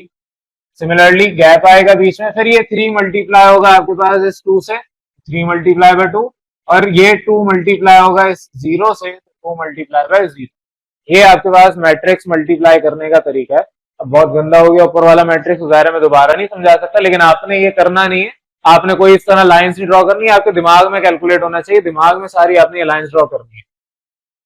अब सिंप्लीफाई कर दें, 2 इंटू 1 2, 3 इंटू 1 3। आपको इसी तरीके से ये भी आपका 3 प्लस 6, ये आपके पास 4 प्लस 0 और ये 6 प्लस 0। सिंप्लीफाई करें आपके पास 5 9 4 और 6। ये जो एलिमेंट, ये जो मैट्रिक्स आया है, इसको आप कहेंगे कि ये आपके पास फाइनल आंसर आ गया, ये मल्टीप्लाई भी जो सवाल में पूछा था। अब इधर आ जाए, सेकंड आपका बी पार्ट है, ये आपके पास्ट पेपर का क्वेश्चन है। इधर भी मल्टीप्लाई कैसे करेंगे, पहले 2 मल्टीप्लाई होगा 2 से, प्लस 3 मल्टीप्लाई होगा 1 से, प्लस 1 मल्टीप्लाई होगा 0 से। इधर वही चीज लिखी हुई है, बीच में गैप देंगे, 2 मल्टीप्लाई होगा 0 से, प्लस 3 मल्टीप्लाई होगा 1 से, प्लस 1 मल्टीप्लाई होगा 1 से। सिमिलरली आप यहाँ पर अब नीचे वाली रॉ पे आएंगे, क्योंकि यहाँ सेकंड रॉ के ऊपर आ गए। आपका ये 1 मल्टीप्लाई होगा इस 2 से, फिर प्लस साइन आएगा, 1 मल्टीप्लाई होगा इस 1 से, प्लस माइनस 1 मल्टीप्लाई होगा 0 से। सिमिलरली ये 1 मल्टीप्लाई होगा, गैप देंगे बीच में, फिर 1 मल्टीप्लाई होगा इस 0 से, प्लस 0 मल्टीप्लाई होगा इस 1 से, प्लस माइनस 1 मल्टीप्लाई होगा इस 1 से। वो चीज वहां पर सारी लिखी हुई है। तो इस तरीके से आपने मल्टीप्लाई करना है और वैल्यूज को अरेंज करते जाना है। अब सिंप्लीफाई कर लें, 2 2 4 प्लस 3 प्लस 0। सिमिलरली यहाँ नीचे 2 प्लस 0 प्लस 0, इधर भी 0 प्लस 3 प्लस 1, और यहाँ पर 0 प्लस 0 माइनस 1। एंड में आपके पास 7 2 4 और माइनस 1, ये फाइनल आंसर आएगा। तो ये सिंपल सा कॉन्सेप्ट था मैट्रिक्स मल्टीप्लिकेशन का, जो आज आपने सीखा। अब आप लोगों का ये क्वेश्चन नंबर 21 है, अभी आधा करवा दिया क्योंकि आगे जगह खत्म हो गई है। आपके पास यहाँ पर सवाल इस तरीके से गिवन है, ए बी और सी मैट्रिसेस गिवन है। कहा है कि इसको वेरीफाई करें कि लेफ्ट हैंड साइड बराबर आ रही है राइट हैंड साइड के या नहीं आ रही। तो मेरे पास यहाँ पर तरीकेकार जो भी आपका सवाल प्रूफ करने का आता है, उसमें हेडिंग आप डालते हैं प्रूफ की। तो जिस तरह आप सोल्यूशन की हेडिंग डालते थे ब्लू मार्कर से, उसी तरीके से यहाँ पर ब्लू मार्कर से प्रूफ की हेडिंग डालनी है और अंडरलाइन ब्लैक से करना है। फिर आप हेडिंग डालेंगे take left hand side. Left hand side में क्या है, ए मल्टीप्लाई हो रहा है बी प्लस सी से, तो हमें ए बी और सी तो पता है, बी प्लस सी मैट्रिक्स नहीं पता। तो सबसे पहला काम आप करेंगे, ऐड करेंगे बी एंड सी मैट्रिसेस को। तो बी प्लस सी मैट्रिक्स आपके पास आ जाएगा, बी और सी मैट्रिसेस आपको ये गिवन थे सवाल में, तो आपने ऐड किया 2 प्लस 9 2 प्लस 0 इस तरीके 7 प्लस 1 और 5 प्लस 4 ऐड हो गया। एक नया मैट्रिक्स आ गया बी प्लस सी मैट्रिक्स, जो कि 11 8 2 और 9 इस तरीके से गिवन है। जब आपके पास बी प्लस सी आ गया, तो अब आप मल्टीप्लाई करेंगे ए को और बी प्लस सी मैट्रिक्स को। तो आपका ए मल्टीप्लाई होगा बी प्लस सी मैट्रिक्स से, तो ए मैट्रिक्स सवाल में गिवन है into B matrix, A B plus C matrix जो आपने अभी निकाला। अब आप जब भी मल्टीप्लाई करेंगे तो सबसे पहली कंडीशन देखेंगे, पहले मैट्रिक्स के नंबर ऑफ कॉलम्स बराबर आने चाहिए दूसरे मैट्रिक्स के नंबर ऑफ रॉस के। तो दोनों बराबर आ रहे हैं, आपके नंबर ऑफ कॉलम्स इसके 2 हैं और इसके नंबर ऑफ रॉस भी 2 हैं, तो इसका मतलब ये मल्टीप्लाई हो सकते हैं। तरीकेकार वही है, आप उधर भी साथ साथ देखते रहे। 5 मल्टीप्लाई होगा 11 से, प्लस 7 मल्टीप्लाई होगा 8 से, फिर गैप देंगे, 5 मल्टीप्लाई होगा 2 से, प्लस 7 मल्टीप्लाई होगा 9 से। सिमिलरली नीचे भी आपके पास, अब मैं इसको गंदा नहीं कर रहा, 3 मल्टीप्लाई होगा 11 से, प्लस 6 मल्टीप्लाई होगा 8 से, फिर गैप आएगा, 3 मल्टीप्लाई होगा 2 से और 6 मल्टीप्लाई होगा 9 से, वो सारा उधर लिखा हुआ है। 4 मल्टीप्लाई होगा आपके पास पहले 11 प्लस 1 मल्टीप्लाई बाय 8, फिर गैप आएगा, फिर 4 multiply by 2 plus 1 multiply by 9। यहाँ पर इस तरीके सारी वैल्यूज आपने अरेंज करके लिख दी। सॉल्व करें, आपके पास यहाँ पर 55 प्लस 56, नीचे आपके पास 33 प्लस 48, फिर आपके पास 44 प्लस 8। सिमिलरली यहाँ पर आपके पास 10 प्लस 63, आपके 6 प्लस 54 और यहाँ पर 8 plus 9। At the end left hand side, क्योंकि आपकी ये वैल्यू है a into B plus C matrix, ये अगर आप सवाल देखें तो वहां पर लेफ्ट हैंड साइड गिवन है, और क्योंकि सवाल के शुरू में आपने कहा था कि आप लेफ्ट हैंड साइड ले रहे हैं तो लेफ्ट हैंड साइड ही उसकी जगह आप लिख दें। तो लेफ्ट हैंड साइड आपकी ये गिवन है, लेफ्ट हैंड साइड आपकी। अब जब यहाँ पर वैल्यू आ गई 111, 81, 52, 73, 60 और 17, इसको इक्वेशन 1 कह दें। अब इसके बाद आपने राइट हैंड साइड में क्या करना है वो फिर नेक्स्ट क्लास में डिस्कस करूंगा। राइट हैंड साइड में आपके पास क्या है कि a मल्टीप्लाई बाय b और a मल्टीप्लाई बाय c। तो पहले आप इस तरीके से लिखेंगे मल्टीप्लाई a एंड b, फिर वो निकालेंगे उसका प्रोडक्ट, फिर दूसरी हेडिंग डालेंगे मल्टीप्लाई a एंड c, फिर उसकी वैल्यू निकालेंगे, फिर आप लिखेंगे add a multiply by b, जिस तरह यहां लिखा आप लिखेंगे add a multiply by b and b a multiply by c। तो इस तरीके से आपके पास यहाँ पर जो वैल्यू आएगी तो आप मल्टीप्लाई करके जो वैल्यूज निकाली है ऐड करने के बाद जो भी वैल्यू आएगी वो इसके बराबर आनी चाहिए, उसको आप इक्वेशन 2 कह देंगे। बाय कंपेयरिंग करेंगे तो एंड में आपका आंसर आ जाएगा। अब आप लोगों की लास्ट क्लास के अंदर क्वेश्चन नंबर 21 आधा हो गया था, ज़ाहिर टाइम की कमी की वजह से अब यहाँ पर बाकी डिस्कस कर रहा हूँ। अब लास्ट क्लास में आपके पास लेफ्ट हैंड साइड जो सॉल्व करवाई थी उसमें वैल्यू ये आपके पास आ रही थी, तो लेफ्ट हैंड साइड ये आपके पास जो सवाल गिवन है उसको आपने सॉल्व किया था तो उसका आंसर क्या आया था, जिसको आपने कहा ये इक्वेशन 1 है।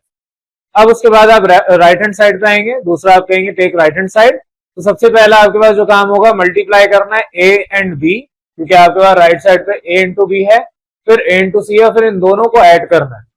तो पहले आप a एंड b का मल्टीपल लेंगे, मल्टीप्लाई करेंगे तो a matrix multiply b matrix, तरीकेकार आपको पता है 5 मल्टीप्लाई होगा 2 से, प्लस 7 मल्टीप्लाई होगा 7 से। नीचे आएंगे तो आपके पास 3 मल्टीप्लाई होगा 2 से, प्लस आपका 6 मल्टीप्लाई होगा 7 से, 4 मल्टीप्लाई होगा 2 से, प्लस 1 मल्टीप्लाई होगा 7 से। ये पहली कॉलम की मल्टीप्लीकेशन समझा दी। दूसरे कॉलम की भी इसी तरीके से 5 मल्टीप्लाई होगा इस 2 से, फिर 7 मल्टीप्लाई होगा 5 से और ऐड हो जाएंगे दोनों। सिमिलरली 3 मल्टीप्लाई होगा 2 से, प्लस 6 मल्टीप्लाई होगा 5 से, और 4 मल्टीप्लाई होगा 2 से, प्लस 1 मल्टीप्लाई होगा 5 से। तो मैट्रिक्स मल्टीप्लीकेशन आपको आनी चाहिए।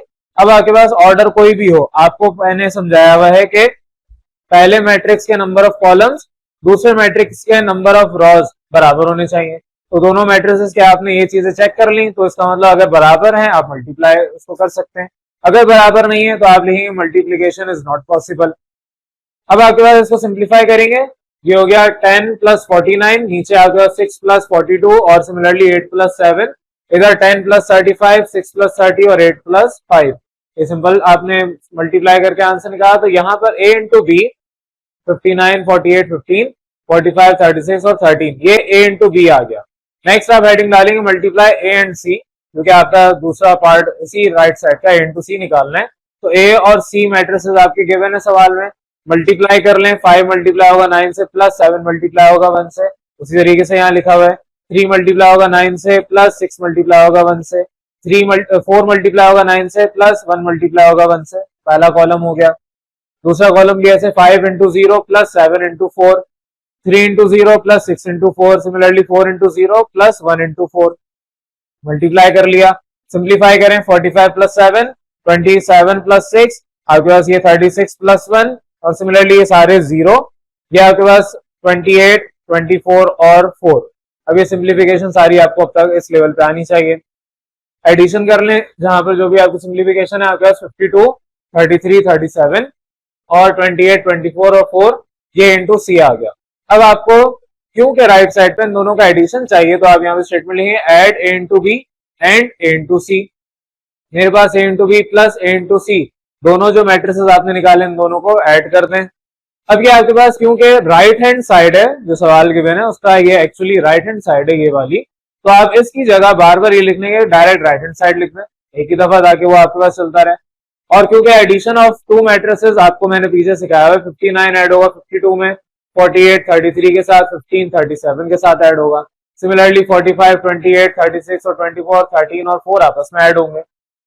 एडिशन कर लें, आपके पास आंसर 111, 81, 52, 73, 60 और 17, ये आंसर आएगा राइट हैंड साइड का। आप यहाँ पर इक्वेशन 2 लिखेंगे। अब पीछे मैंने यहाँ पर करवाया हुआ जगह कम है, यहाँ पर आप डिक्टेट करवा रहा हूँ। यहाँ स्टेटमेंट लिखेंगे by comparing equation 1 and equation 2।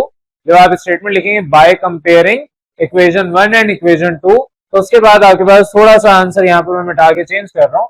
तो जब आप इसको by comparing equation 1 and equation 2 की स्टेटमेंट देंगे तो आप लिखेंगे कि लेफ्ट हैंड साइड, यहाँ पर आपने स्टेटमेंट लिखी वो जो उधर लिखी है मैंने, आप कहेंगे left hand side is equal to right hand side, यानी कि आपका that is a into B plus C बराबर है a इंटू बी। आप इसको ब्रैकेट बना लें, सवाल में नहीं है लेकिन कोई मसला नहीं, आप लिख लें, प्लस a इंटू सी। ये आपके पास फिर आप लिखेंगे हेंस वेरीफाइड या प्रूव, जो भी आपके सवाल में कहा था। तो अगर सवाल में कहा था वेरीफाई दैट तो आप लिखेंगे हेंस वेरीफाइड, अगर कहा था प्रूफ करें तो हेंस प्रूफ। तो सवाल आपका एक दफा मैं देख भी लेता हूँ। तो क्वेश्चन नंबर 21 में आपसे कहा हुआ है कि वेरीफाई करें, तो यहाँ पर आप लिखेंगे हेंस वेरीफाइड। यहाँ तो मैंने प्रूफ लिखवा दिया है, इसको आप करेक्ट करके लिखना वेरीफाइड, हेंस वेरीफाइड। तो इस तरीके से आपके पास क्वेश्चन नंबर 21 होगा। और जितने भी क्वेश्चन आएंगे आपके पास प्रूफ करने के लिए आप उसी तरीके से जैसे ये किया है उन तमाम सवाल को भी पहले लेफ्ट हैंड साइड सॉल्व करेंगे, फिर राइट हैंड साइड सॉल्व करेंगे, एंड में दोनों साइड्स को कंपेयर करवा देंगे और एंड में कहेंगे अगर वैल्यू बराबर आ रही, left hand side equal to right hand side आ रही, तो आप कहेंगे हेंस वेरीफाइड। अस्सलाम वालेकुम क्लास। अब आज आप लोगों का चैप्टर नंबर 7 ही चल रहा है, मैट्रिसेस। इसमें आपने इससे पहले लेक्चर में जितने भी मैट्रिसेस के बेसिक ऑपरेशंस थे वो सारे कर लिए। आज आप डिटर्मिनेंट स्टार्ट कर रहे हैं कि किसी भी मैट्रिक्स का डिटर्मिनेंट अगर निकालना हो तो क्या आप करेंगे।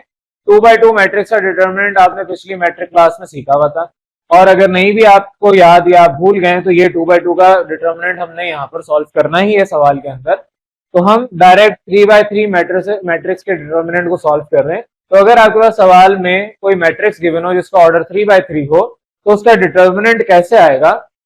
अब जो भी डिटर्मिनेंट आप निकालेंगे वो ज्यादातर स्क्वायर मैट्रिक्स का किताब में है, स्क्वायर मैट्रिक्स का ही आपको सिखाया गया है। तो 3x3 मैट्रिक्स सवाल में गिवन है, मैं 46 बता रहा हूँ, इसके आगे के जितने भी सवाल है जिसमें डिटर्मिनेंट से मालूम करने को कहा है, मेथड एक ही है, मैट्रिक्स बदलता रहेगा, अंदर वैल्यूज चेंज होती रहेंगी। तो आपके पास सवाल में कहा है कि अगर मेरे पास बी ये गिवन है तो मुझे बताएं कि उसका डिटर्मिनेंट क्या होगा। तो आपने सोल्यूशन की ब्लू मार्कर से हेडिंग डालनी है, अंडरलाइन ब्लैक से करना है, लिखना है if b is equal to matrix this.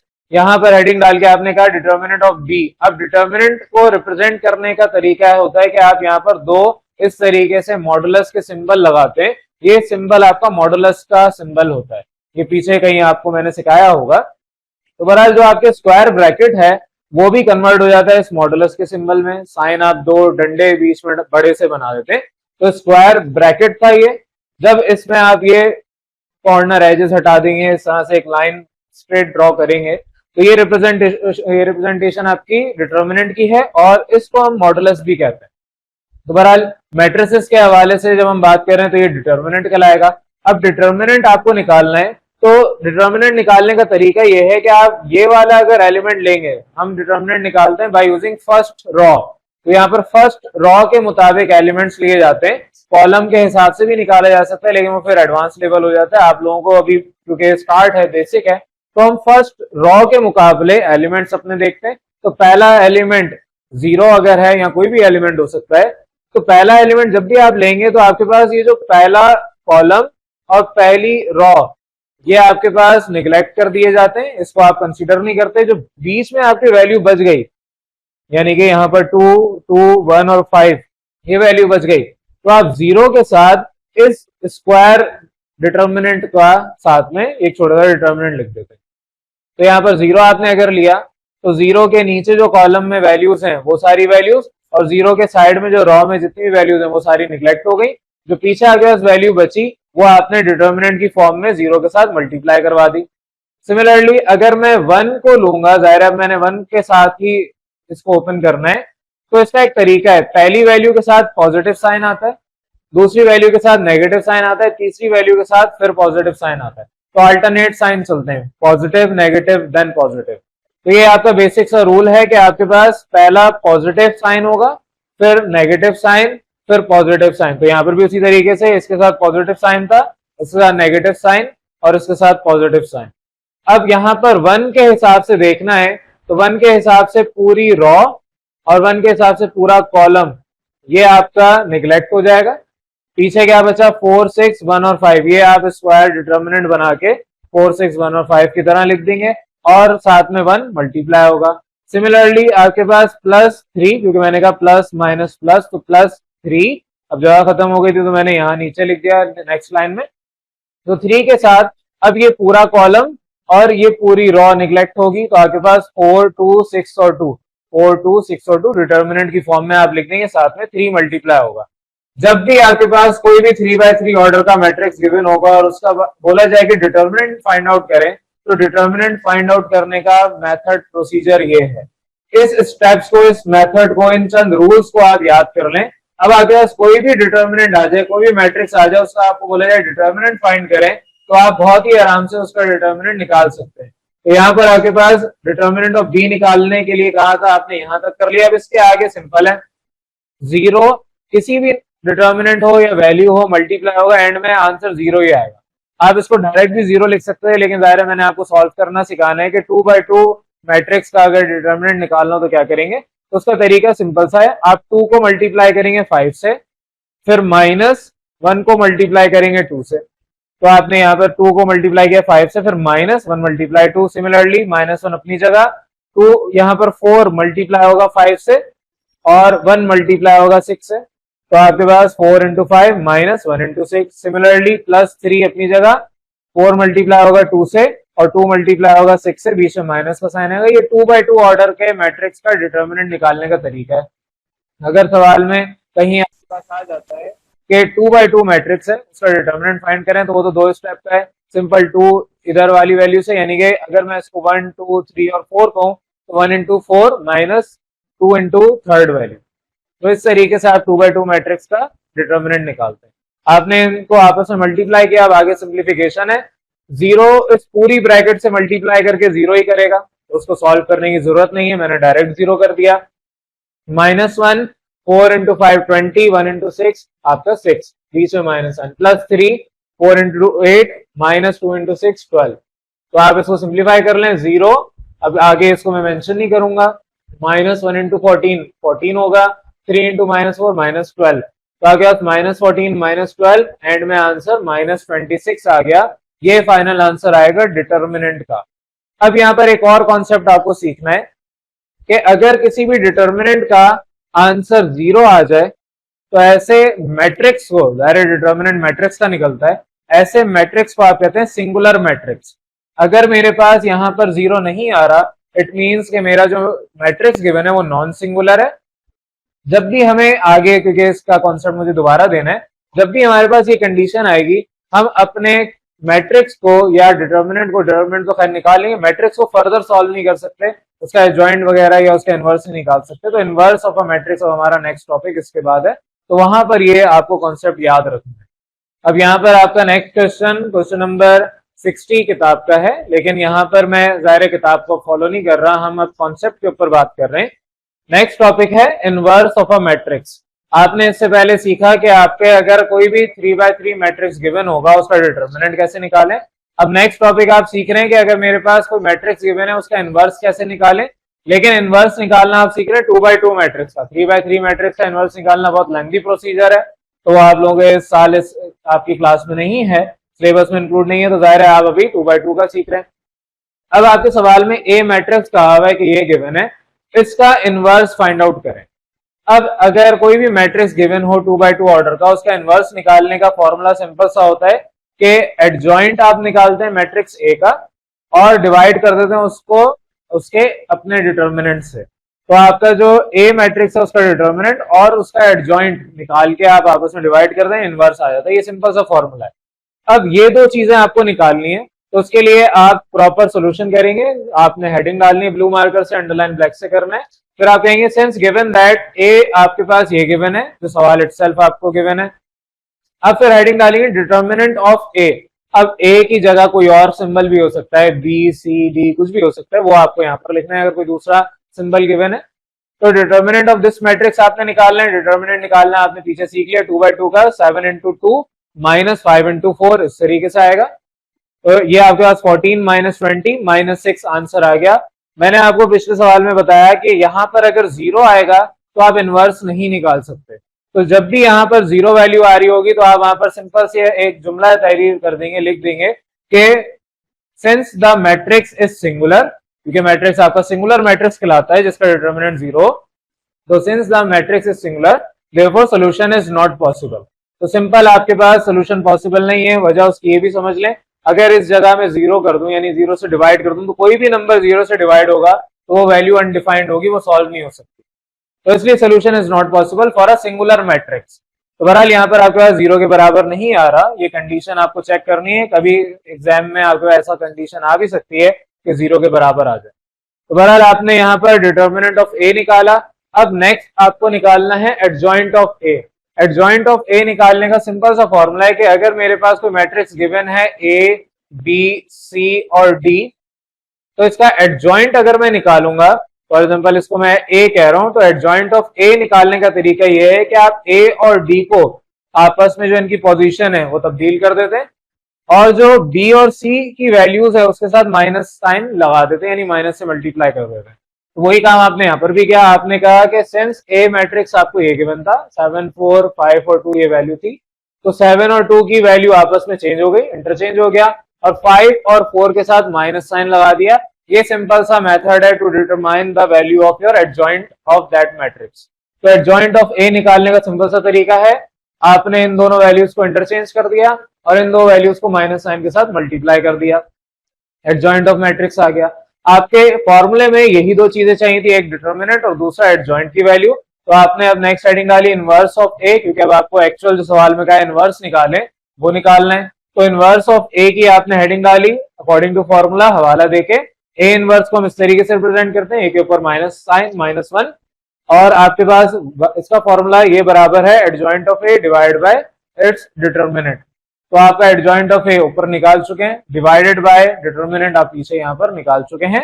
अब जिस तरीके से आपने पढ़ा था कि अगर कोई भी वैल्यू मल्टीप्लाई होगी किसी डिटर्मिनेंट, किसी मैट्रिक्स के साथ, डिटर्मिनेंट तो नहीं मैट्रिक्स के साथ मल्टीप्लाई होगी, तो अंदर जितने भी एलिमेंट्स हैं सबके साथ मल्टीप्लाई होगी।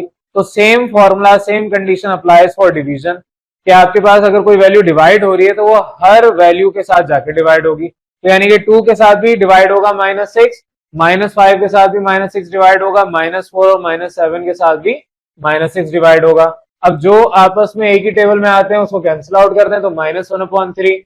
सिमिलरली ये माइनस और माइनस आपस में एक दूसरे को प्लस में कन्वर्ट करेंगे तो +5/6, माइनस माइनस प्लस 4 और 6 2 के टेबल में आते हैं तो 2/3 प्लस का, यहाँ पर आपका -7/6। तो फाइनल आंसर आपके पास ये आ गया inverse of the given matrix A. सवाल में यही कहा था कि फाइंड करें, आपके पास ए मैट्रिक्स गिवन है उसका इनवर्स निकालें और आपने इस तरीके से निकाल लिया। इसको जल्दी से नोट करें, फिर मैं इसके आगे का पार्ट करवा रहा हूँ। ऑल दो सवाल में नहीं गिवन, आपको अब नेक्स्ट पार्ट सीखना है कि अगर ये जो ए सवाल में गिवन था और जो इनवर्स आपने निकाला, अगर इन दोनों को आपस में मल्टीप्लाई करें तो क्या ये आइडेंटिटी मैट्रिक्स मैंने पीछे बताया था, इसकी वैल्यू अगर 2/2 है तो 1 0 0 1 होती है। तो वो अब हमने प्रूव करना है, इसको आप जल्दी से नोट कर लो। अब यहाँ पर आपका इनवर्स और अगर जो सवाल में गिवन मैट्रिक्स का मल्टीप्लाई करके प्रूव करने को आता कि आइडेंटिटी मैट्रिक्स के बराबर है, क्योंकि बहुत सारे सवाल आते हैं जिसमें वेरीफाई करने को आया हुआ है, तो इटसेल्फ 60 क्वेश्चन का ये पार्ट नहीं है, लेकिन आगे के क्वेश्चन में ये गिवन है। आपका उसी सवाल का अगला हिस्सा है, अगर सवाल में पूछा जाता है कि ये चीज वेरीफाई करके बताएं या शो करके बताएं, तो आप नेक्स्ट हेडिंग डालेंगे वेरिफिकेशन की। तो वेरिफिकेशन की हेडिंग डालने के बाद आप कहेंगे कि आपको ये चीज मालूम करनी है। तो अब इस चीज को मालूम करने के लिए आपको a इंटू ए इनवर्स चाहिए पहले। तो आप हेडिंग डालेंगे मल्टीप्लाई कर रहे हैं मैट्रिक्स ए और उसका इनवर्स। तो a इंटू ए इनवर्स, ए सवाल में ये गिवन था, ए इनवर्स आपने ये निकाल लिया। मैट्रिक्स मल्टीप्लीकेशन आपको आनी चाहिए, 7 मल्टीप्लाई होगा पहले -1/3 से, प्लस 5 मल्टीप्लाई होगा 2/3 से। ये सारी पीछे डिटेल में हम सीख चुके हैं। सिमिलरली आगे 4 मल्टीप्लाई होगा -1/3 प्लस 2 मल्टीप्लाई होगा 2/3। फिर गैप है क्योंकि आप दूसरे कॉलम पे आ रहे हैं, 7 मल्टीप्लाई होगा 5/6 प्लस 5 मल्टीप्लाई होगा -7/6 और 2 मल्टीप्लाई होगा, बल्कि 4 पहले मल्टीप्लाई होगा 5/6 और 2 मल्टीप्लाई होगा -7/6, बीच में प्लस साइन। अब 7 इंटू -1 -7/3 वो लिख दिया, 5 इंटू 2 10 10/3, यहाँ पर 4 into -1 -4/3, 2 into 2 4 4/3 plus sign, 7 into 5 आपका 6 तो ये 35/6 प्लस माइनस माइनस 5 इंटू 7 35/6, और यहाँ पर 4 और 6 आपस में डिवाइड हो रहे हैं, तो 2 के टेबल में दोनों आते हैं, तो 2 इंटू 5 10 डिवाइड बाय 3, वही आपने लिखा 10/3। सिमिलरली 2 और 6 एक ही टेबल में आते हैं 3 टाइम्स, तो आपका -7/3, वो चीज आपने यहाँ लिख दी। अब इसके बाद आपको नजर आ रहा है -4/3 और +4/3, दोनों सेम वैल्यूज हैं, आपस में डायरेक्ट कैंसिल हो जाएंगी। सिमिलरली 35/6 और -35/6 दोनों सेम है, ये भी डायरेक्ट कैंसिल आउट हो जाएंगी। यहाँ पर आपके पास -7/3 + 10/3, डिनोमिनेटर में आपकी वैल्यू सेम है, एलसीएम लेंगे, सेम वैल्यू आएगी -7 + 10 होल डिवाइड बाय 3। सिमिलरली यहाँ पर 10 - 7 होल डिवाइड बाय 3, और ये वैल्यूज आपस में क्योंकि डायरेक्ट कैंसिल हो गई तो पीछे 0 रह गया। 7 आपका माइनस प्लस 10, तो 3/3। सिमिलरली 10 - 7 3/3, दोनों एक ही टेबल में आते हैं, आपस में कैंसिल करेंगे तो आपके पास 1 इसकी जगह आएगा, तो 1 0 0 1 ये रिप्रेजेंट करता है आइडेंटिटी मैट्रिक्स को। और आइडेंटिटी मैट्रिक्स की शॉर्ट नोटेशन सिंबॉलिक रिप्रेजेंटेशन इस तरीके से रिप्रेजेंट करते हैं आई से। तो आपके पास A इंटू इट्स इनवर्स बराबर है आइडेंटिटी मैट्रिक्स के, यही आपको वेरीफाई करना था, यही प्रूफ करना था, तो आप एंड में कहेंगे हेंस प्रूव या वेरीफाइड, जो भी आपको दिल चाहे। तो यहाँ पर आपके पास ये पूरा क्वेश्चन है। जब भी सवाल आपके पास आएगा बोर्ड में, तो जितने भी पास्ट के क्वेश्चंस आप देखेंगे उसमें आपको या तो बोला जाता है कि इससे पहले सिर्फ A इनवर्स निकाल के बता दें, और अगर थोड़ा आपके पास ये लेंदी होगा तो नेक्स्ट आपको पार्ट ये भी निकालने को आएगा। तो इससे मिलते जुलते जितने भी सवाल आते हैं वो अब आपके होमवर्क क्वेश्चन होंगे। यहाँ पर आप लोगों के पास ये पास्ट ईयर का क्वेश्चन है, मैंने इसकी प्रॉपर प्रेजेंटेशन नहीं रखी है, सिर्फ समझा रहा हूँ, रफली किया है। आपके पास यहाँ पर सवाल में गिवन है कि एक मैट्रिक्स ये गिवन है, ए वगैरह कुछ नहीं कहा, सिर्फ मैट्रिक्स ये गिवन है, उसकी वैल्यू ये है, और ये matrix it is a singular matrix. तो बताएं कि आपके पास एक्स की क्या वैल्यू होगी जो यहाँ पर unknown value, unknown element matrix के अंदर है। तो अब आपने जब भी इसको सॉल्व करना है इस तरह के सवालात को, तो मैंने पिछले लेक्चर में आपको सिखाया था कि आपका सिंगुलर मैट्रिक्स वो मैट्रिक्स होता है जिसका डिटर्मिनेंट 0 आए। तो आपने इसको सॉल्व करने के लिए प्रॉपर सोल्यूशन की हेडिंग डालनी है ब्लू मार्कर से, फिर अंडरलाइन ब्लैक से करना है, और फिर लेट करना है A इज इक्वल टू जो गिवन मैट्रिक्स है, जाहिर कोई ना कोई सिंबल कोई नाम तो देंगे, तो आपके पास A नाम उसको दे दें, B आप दे दें, जो भी आपका दिल चाहे वो दे दें। तो बहरहाल आपने A लेट किया बराबर है इसके, फिर हेडिंग डाली यहाँ पर डिटर्मिनेंट ऑफ A, जिस तरह पीछे सवालात में करवाया था, डिटर्मिनेंट ऑफ A की हेडिंग डालेंगे। फिर आपका determinant of A simple representation है, यहाँ पर लार्ज स्क्वायर ब्रैकेट को आप स्ट्रेट लाइंस आप ड्रॉ करते हैं मॉडुलस वाली, तो आपका डिटर्मिनेंट की रिप्रेजेंटेशन इस तरह से हो गई। तो डिटर्मिनेंट ऑफ A यही मैट्रिक्स उतारा नीचे, वह उसके जो स्क्वायर ब्रैकेट थे वो खत्म करके मॉडुलस वाली लाइंस लगा दी। अब आपने यहाँ पर बताना है since for a singular matrix, यहाँ पर सिंस के डॉट नहीं लगाए मैंने, since for a singular matrix के लिए क्या होती है ये कंडीशन, जो उसका डिटर्मिनेंट है इट इज इक्वल टू 0, तो determinant of that matrix is always equal to 0, ये कंडीशन होती है फॉर अ सिंगुलर मैट्रिक्स। आपने हवाला दिया, कंडीशन बताई, इक्वल टू का ख्याल रखना है, क्योंकि मैं ये रफ आपको करवा रहा हूँ, होमवर्क क्वेश्चन है, इक्वल टू का आपने प्रेजेंटेशन ख्याल रखने। तो आपके पास डिटर्मिनेंट 0 के बराबर है, देयरफॉर ये वैल्यू क्योंकि डिटर्मिनेंट है एज इट इज इसकी जगह रिप्लेस कर दी, तो आपके पास इस चीज का डिटर्मिनेंट 0 के बराबर आ जाएगा। अब जो आपके पास लेफ्ट साइड में x मौजूद है, उस x को सॉल्व करने के लिए आगे सारे स्टेप हैं। इसको ओपन करना आपको मैंने सिखाया हुआ है, कैसे ओपन करेंगे। 2 को अगर लेंगे तो आप पहली रॉ को ही लेते हैं ओपन करने के लिए, तो 2 को अगर लेंगे तो उसकी रॉ और 2 वाला कॉलम ये सारा आपका निगलेक्ट होगा, पीछे आपका 3x 0 और -12 ये डिटर्मिनेंट की फॉर्म में लिखा जाएगा, और 2 बार मल्टीप्लाई होगा, फिर -7 मल्टीप्लाई होगा, अब उसका कॉलम और उसकी रॉ निगलेक्ट कर दें, -2 -8 0 और -12 वही चीज आपने यहाँ लिखी, +3 मल्टीप्लाई करें इसका पूरा रॉ और उसका पूरा कॉलम निगलेक्ट कर दें, -2 -8 3 और x, ये आपके पास डिटर्मिनेंट की फॉर्म में इधर लिख दिया। अब सिंप्लीफाई कर लें, मजीद इसको ओपन कर लें, 3 × -12 -0 × x वही चीज आपने लिखी है, -2 × -12 -0 × -8 यहाँ पर लिख दिया। इसको ओपन करेंगे तो -2 × x और -3 × -8 वही चीज यहाँ पर आपने लिख दी। अब आगे आप इसको ओपन कर लें, 2 मल्टीप्लाई हो रहा है, ये मल्टीप्लाई होगा -36, 0 किसी भी वैल्यू से मल्टीप्लाई हो वो 0 ही रहता है, -2 × -12 +24 माइनस माइनस प्लस हो गया, 7 बार अपनी जगह मल्टीप्लाई माइनस के साथ, -0 अपनी जगह, और इसी तरीके से +3 मल्टीप्लाई हो रहा है, -2x +24, तो ये सारी वैल्यू बराबर थी 0 के। अब इसको मजीद सिंप्लीफाई कर लें, इसको आप -36 ब्रैकेट में लिखेंगे, ये आपके पास +24 एज इट इज। और इसको मैंने, क्योंकि ये मजीद ब्रैकेट सिंप्लीफाई नहीं हो रही, तो बाय 3 अंदर बेस का मल्टीप्लाई कर दिया, तो 3 इंटू -2x -6x 3 इंटू 24 72।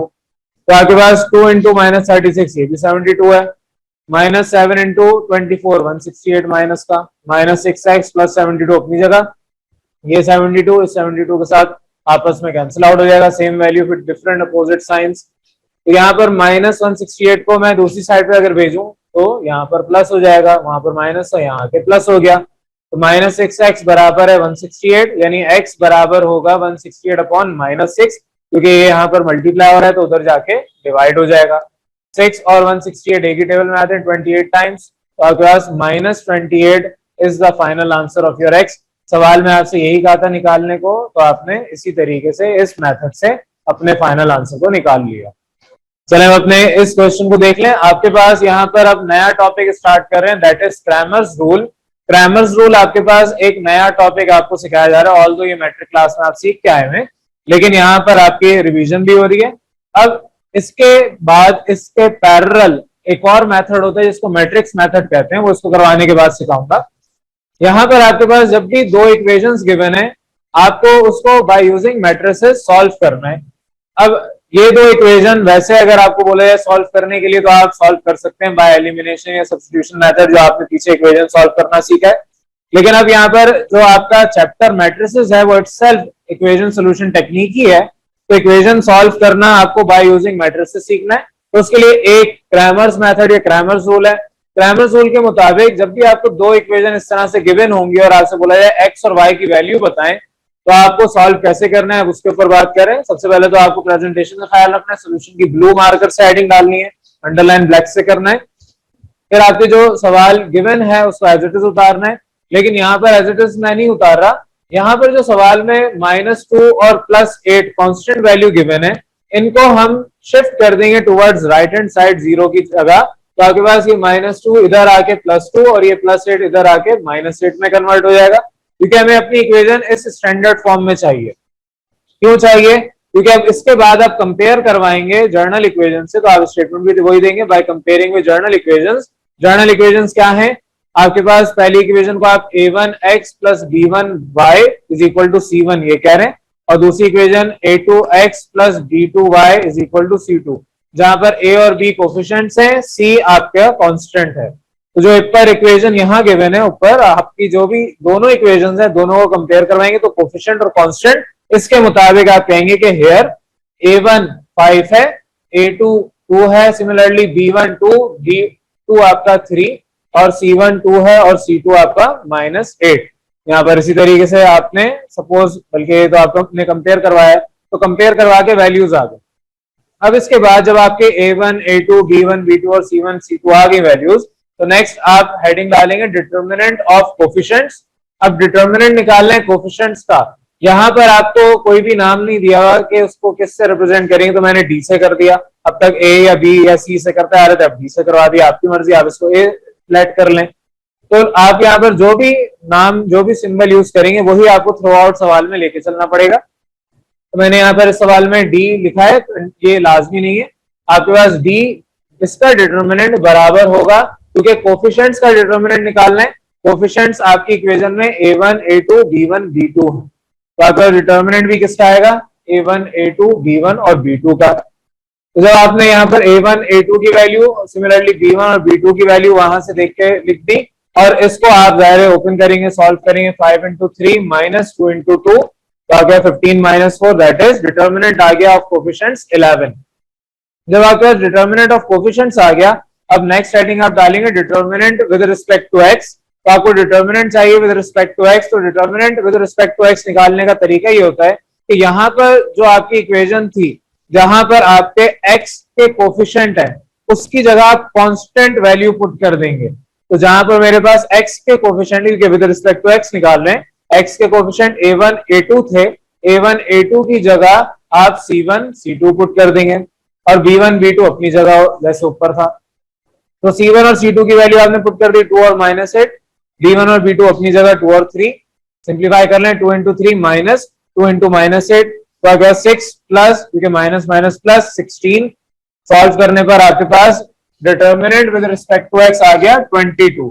तो यहाँ पर आपके पास दो वैल्यूज आ गई, एक आपका ये डिटर्मिनेंट ऑफ कोफिशिएंट, दूसरा determinant with respect to x. अब थर्ड आप निकालेंगे determinant with respect to y. तो determinant with respect to y के लिए क्या करेंगे, वही तरीका, जहां पर आपके पास y के कोफिशिएंट्स थे, y के कोफिशिएंट आपके b1 और b2 हैं, तो जहां पर b1 और b2 लिखा था वहां पर आप c1 और c2 पुट कर देंगे। तो आपके पास विद रिस्पेक्ट टू y का मतलब x के कोफिशिएंट अपनी जगह, y के कोफिशिएंट की जगह कांस्टेंट के आप वैल्यू पुट कर देंगे c1 और c2। तो a1 a2 आपके पास 5 और 2 थे, c1 और c2 आपने यहाँ पुट किया, 2 और -8 सॉल्व कर लें, 5 इंटू -8 -2 इंटू 2, तो ये आपका -40 और ये आपका -4, यानी कि डिटर्मिनेंट आपके पास तीसरा आ गया -44। तो आपके पास ये तीन डिटर्मिनेंट आ गए। अब ये क्यों काम किया, क्योंकि क्रैमर्स रूल के मुताबिक, अकॉर्डिंग टू आप स्टेटमेंट देंगे अकॉर्डिंग टू क्रैमर्स रूल के मुताबिक अगर मुझे x की वैल्यू निकालनी है, आपने हेडिंग डालनी है फॉर वैल्यू ऑफ x की वैल्यू निकालने के लिए फॉर्मूला है कि डिटर्मिनेंट जो आपने निकाला with respect to x divide कर दें determinant with respect to coefficient या डिटर्मिनेंट ऑफ कोफिशिएंट को। तो ये फॉर्मूला याद रखना है आपने, determinant with respect to x divide by determinant of coefficient. आपका यहाँ पर वैल्यू पुट कर दें 22 डिवाइड बाय 11, ये पीछे आपने निकाला है सारा काम। तो 22 और 11 एक ही टेबल में आते हैं, आपके पास x इज इक्वल टू 2, ये आंसर आ गया फॉर x। नेक्स्ट आपने हेडिंग डालनी है फॉर वैल्यू ऑफ y। अब आपने y निकालनी हुई, इक्वेशन में दो ही अननोन है x और y, तो आपने y के लिए सेम फॉर्मूला है, determinant with respect to y divided by determinant of coefficients. तो मेरे पास यहाँ पर determinant with respect to y value उसकी -44 है और डिटर्मिनेंट ऑफ कोफिशिएंट पीछे आपने यहाँ पर 11 निकाल लिया, तो ये दोनों भी एक ही टेबल में आते हैं, कैंसिल आउट होके y का आंसर -4 आ जाएगा।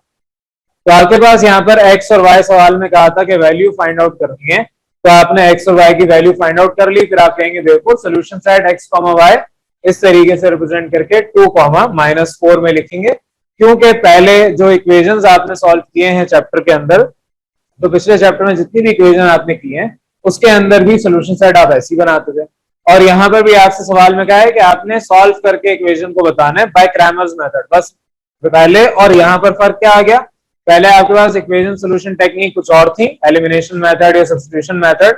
अब यहाँ पर आपकी इक्वेशन सोल्यूशन टेक्निक डिफरेंट है बाय यूजिंग मैट्रिसेस, और उसके लिए भी स्पेसिफिकली क्रैमर्स रूल। तो ये सिंपल सा आपका क्रैमर्स रूल या क्रैमर्स मेथड था जो कि आपके सिलेबस में इंक्लूडेड है। अब हम नेक्स्ट टॉपिक पे आ रहे हैं, that is matrix method. Matrix method और क्रैमर्स रूल या क्रैमर्स मेथड दोनों डिफरेंट हैं, लेकिन दोनों एक ही सवाल के ऊपर अप्लाई हो सकते हैं। जैसे कि आपको मैंने यही सेम क्वेश्चन क्रैमर्स रूल से करवाया है, अब इसी सेम क्वेश्चन को मैं मैट्रिक्स मेथड से करवा रहा हूं। मैट्रिक्स मेथड है क्या, उसको आप समझते हैं। आपने उसी तरीके से सोल्यूशन की ब्लू मार्कर सेटिंग डाली, फिर आपकी जो इक्वेशन थी उसको स्टैंडर्ड फॉर्म में लिख लिया, जितने भी कांस्टेंट थे उसको राइट साइड पे भेज दिया। अब ये दो इक्वेशंस हैं, इन इक्वेशंस को कन्वर्ट करना है इनटू मैट्रिक्स फॉर्म। तो स्टेटमेंट आपने दी, convert the equations into matrix form. Matrix form क्या है, आपने पहले मैट्रिक्स बनाने कोफिशिएंट्स का, तो 5, 2 और 3 कोफिशिएंट्स का मैट्रिक्स आ गया। फिर आपने अपना x और y का मैट्रिक्स एक बनाना है, तो आपके पास ये दो मैट्रिक्स आ गए। अगर आप इन दोनों को मल्टीप्लाई करेंगे तो वापस ऊपर वाली ही फॉर्म आ जाएगी। सिमिलरली ये भी आपने मैट्रिक्स फॉर्म में लिख दिया, आपके पास 2 और -8, यानी दो इक्वेशंस को एक इक्वेशन में कन्वर्ट कर दिया, दो इक्वल टू साइन को एक इक्वल टू के साइन यानी एक इक्वेशन में कन्वर्ट कर दिया। ये कहलाता है कन्वर्ट करना from your equations into matrix form. अगर 3 होती तो आपके पास एक और तीसरी लाइन बढ़ जाती, 3 इक्वेशंस अगर आती मेरे पास तो एक और तीसरी लाइन बढ़ जाती, तीसरा आपके पास यहाँ पर रॉ इजाफी हो जाता। तो आपके पास ये इक्वेशन 1 इसको कहेंगे, या आपने कन्वर्ट कर दिया your equation into matrix form, इसको इक्वेशन 1 कह दें। अब लेट करेंगे, ये जो पहला वाला मैट्रिक्स है कोफिशिएंट का, इसको a कह दें। ये आपके पास जो वेरिएबल है इसको x कह दें, और आपके पास जो इक्वल टू के बाद कांस्टेंट है इसको b कह दें। यहाँ पर क्योंकि आपको फिक्स करना है, अगर आप फिक्स नहीं करेंगे तो आपको फॉर्मूला दोबारा से हर बार नया याद करना पड़ेगा या खुद से बनाना पड़ेगा। कॉन्सेप्ट आ जाए तो आप नाम चेंज कर सकते हैं। तो आपने a, b और x इक्वेशन 1 के मुताबिक लेट कर लिया, तो therefore equation 1 can be written as a into x बराबर है b के, तो a इंटू एक्स बराबर है b के, इस फॉर्म में लिख दी। अब a यहाँ पर मल्टीप्लाई हो रहा है, दूसरी तरफ बेस के मैं डिवाइड करूंगा, x बराबर हो जाएगा b अपॉन a, और कोई भी वैल्यू अगर डिनोमिनेटर में है उसको न्यूमरेटर में लेके जाना है तो उसकी पावर माइनस हो जाती है। तो a की पावर यहाँ कुछ नहीं है, इसका मतलब ये पावर 1 होगी, ऊपर लेके जाएंगे तो a की पावर -1 हो जाएगी। a की power -1 is also known as inverse of that value, तो a की power -1 is inverse of a, तो x बराबर है inverse of a into b, पहले हम इनवर्स ऑफ a लिख रहे हैं।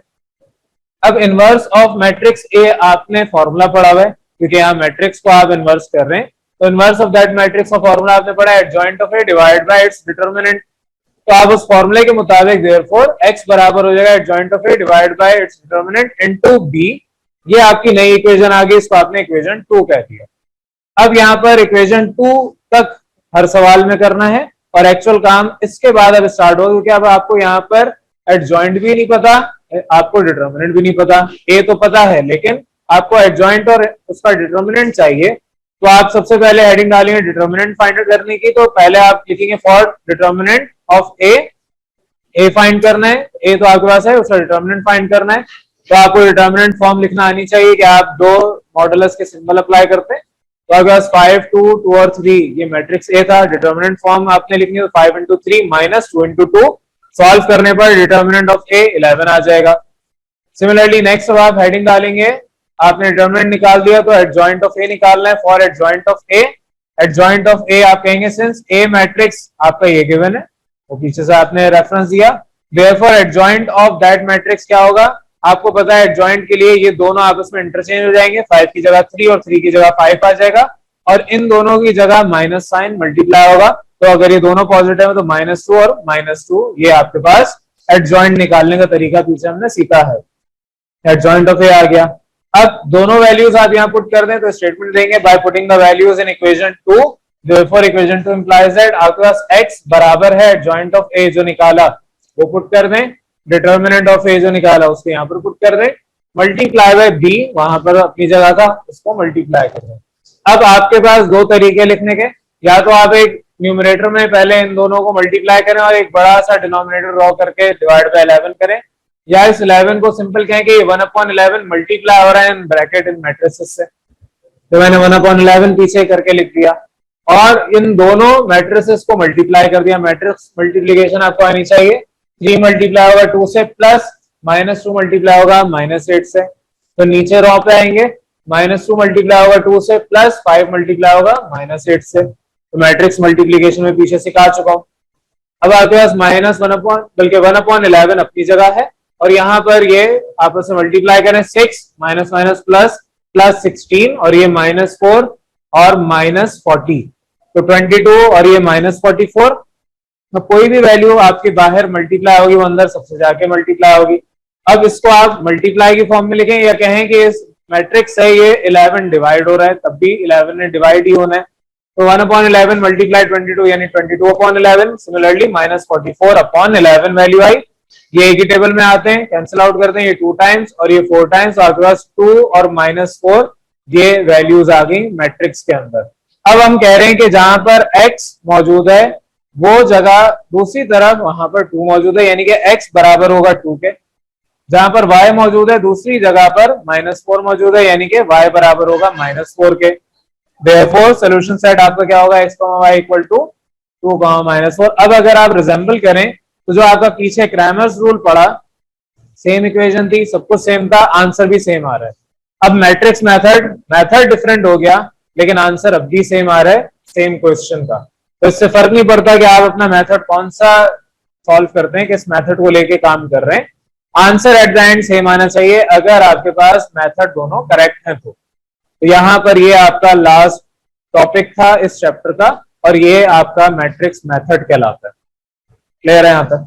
अस्सलाम वालेकुम क्लास। अब आज आप लोगों के जितने भी क्वेश्चंस मैंने असाइनमेंट में दिए हैं वो डिस्कस कर रहा हूँ। आप लोगों को जिनमें कंफ्यूजन है, जिसमें डिफिकल्टी है, आपने वो बताया, तो एक ही सवाल आप लोगों ने बताया तो उसी को सिर्फ डिस्कस कर रहा हूँ। ये आपके हैंड आउट में 6th क्वेश्चन है जिसमें आपसे कहा है if A B and C are given matrices, आपसे कहा है आगे के फाइंड करें values of X and Y जब ये कंडीशन हो जो यहाँ पर गिवन है, एक्स मल्टीप्लाई हो रहा है ए से प्लस वाई मल्टीप्लाई हो रहा है बी से और ये एडिशन आपके पास बराबर है सी के।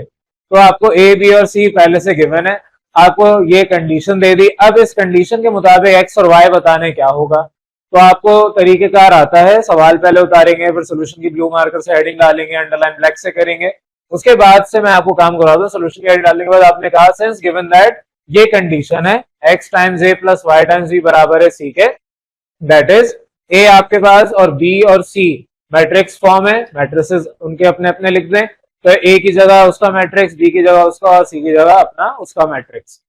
अब आपने पढ़ा है कि जो भी वैल्यू बाहर मल्टीप्लाई होगी वो अंदर मैट्रिक्स के जाके सब एलिमेंट से मल्टीप्लाई होगी। अगर x मेरे पास बाहर लिखा हुआ है तो अंदर जब भेजेंगे मल्टीप्लाई हो रहा है तो जितने भी अंदर एलिमेंट्स है उन सबके पास जाके मल्टीप्लाई होगा। तो आपके पास x मल्टीप्लाई होगा सबसे, तो 4x 5x 2x 1 into x x ही होगा। सिमिलरली y मल्टीप्लाई होगा 6y 1y 1 आप मेंशन नहीं करता एज अ कोफिशिएंट, 3y और 0.2y, और ये तो आपका अपनी जगह चलता आ रहा है। अब आपको इन दो मैट्रिसेस को आपस में ऐड करना है। ऐड करने के लिए आपको पता है कि जो जिस पोजीशन पे है वो उसी के साथ ऐड होगा। तो 4x जहां पर है वहां पर 6y है, तो सेम पोजीशन वो आपस में ऐड होंगी। 5y और यहाँ पर 5x और y ये दोनों सेम पोजीशन पे, तो 5x प्लस y।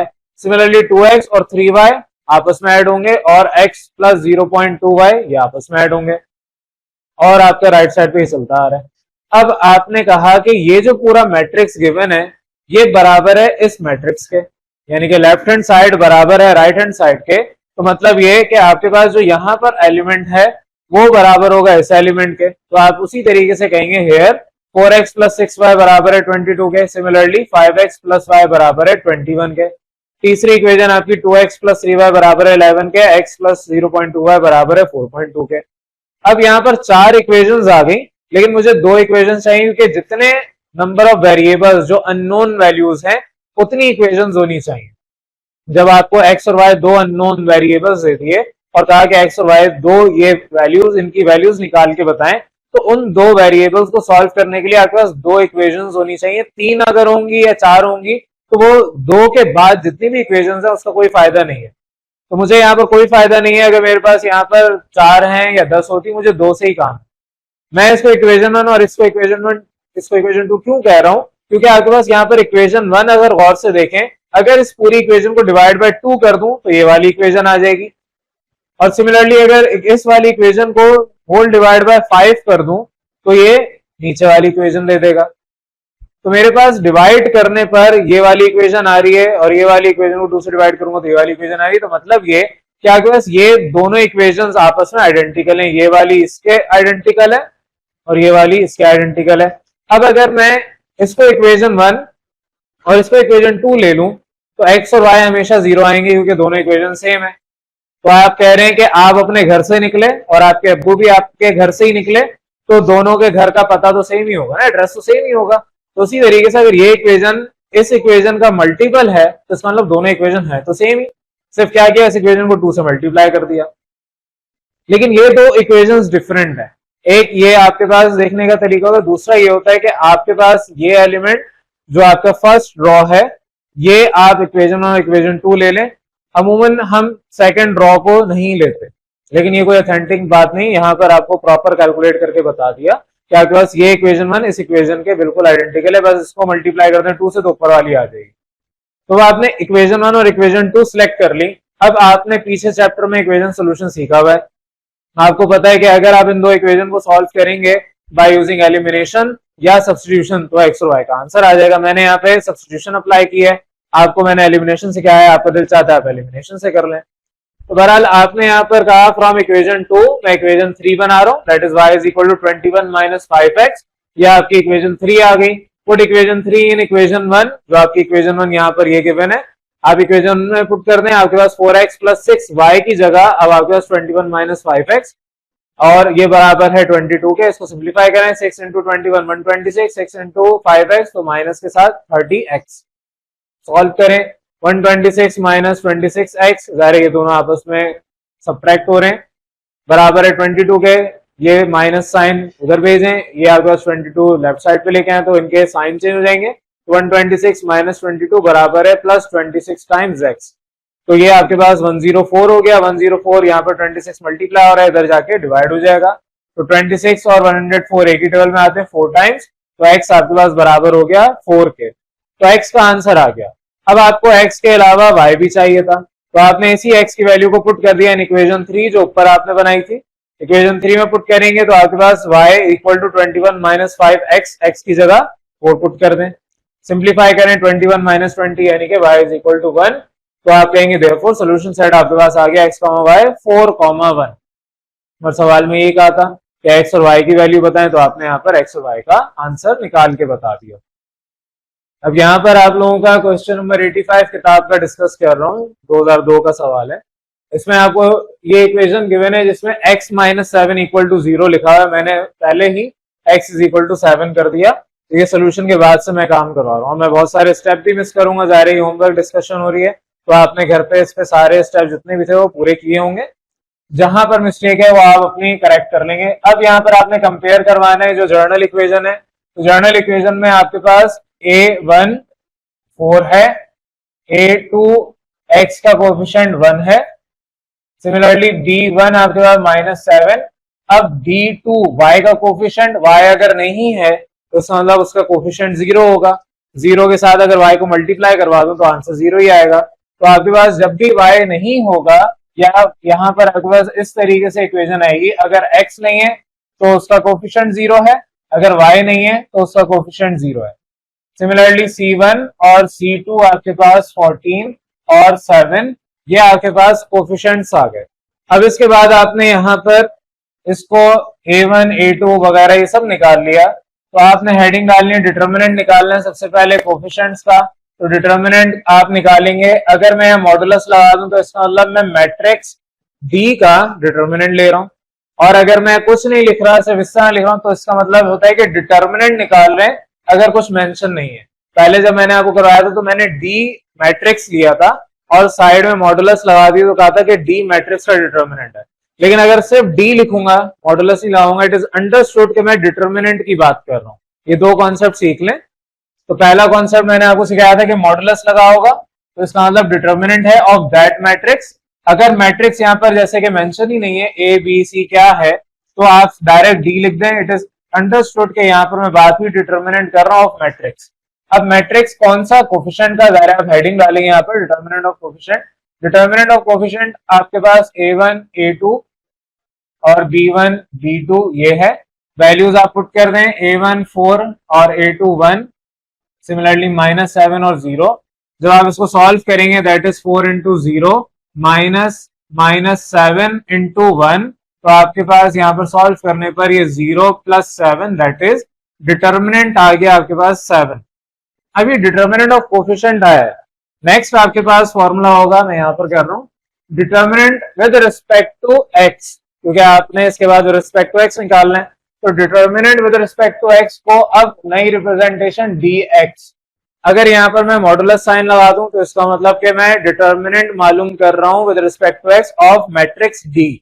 d पहले से डिफाइंड होगा, लेकिन अगर यहाँ पर इस तरह लिखा है तो इससे कोई फर्क नहीं पड़ता कि आपके पास a b c d e f जो भी नाम है मैट्रिक्स का, तो आपका d यहाँ पर अगर मॉडुलस के बगैर लिखा है तो इट मींस के डिटर्मिनेंट है।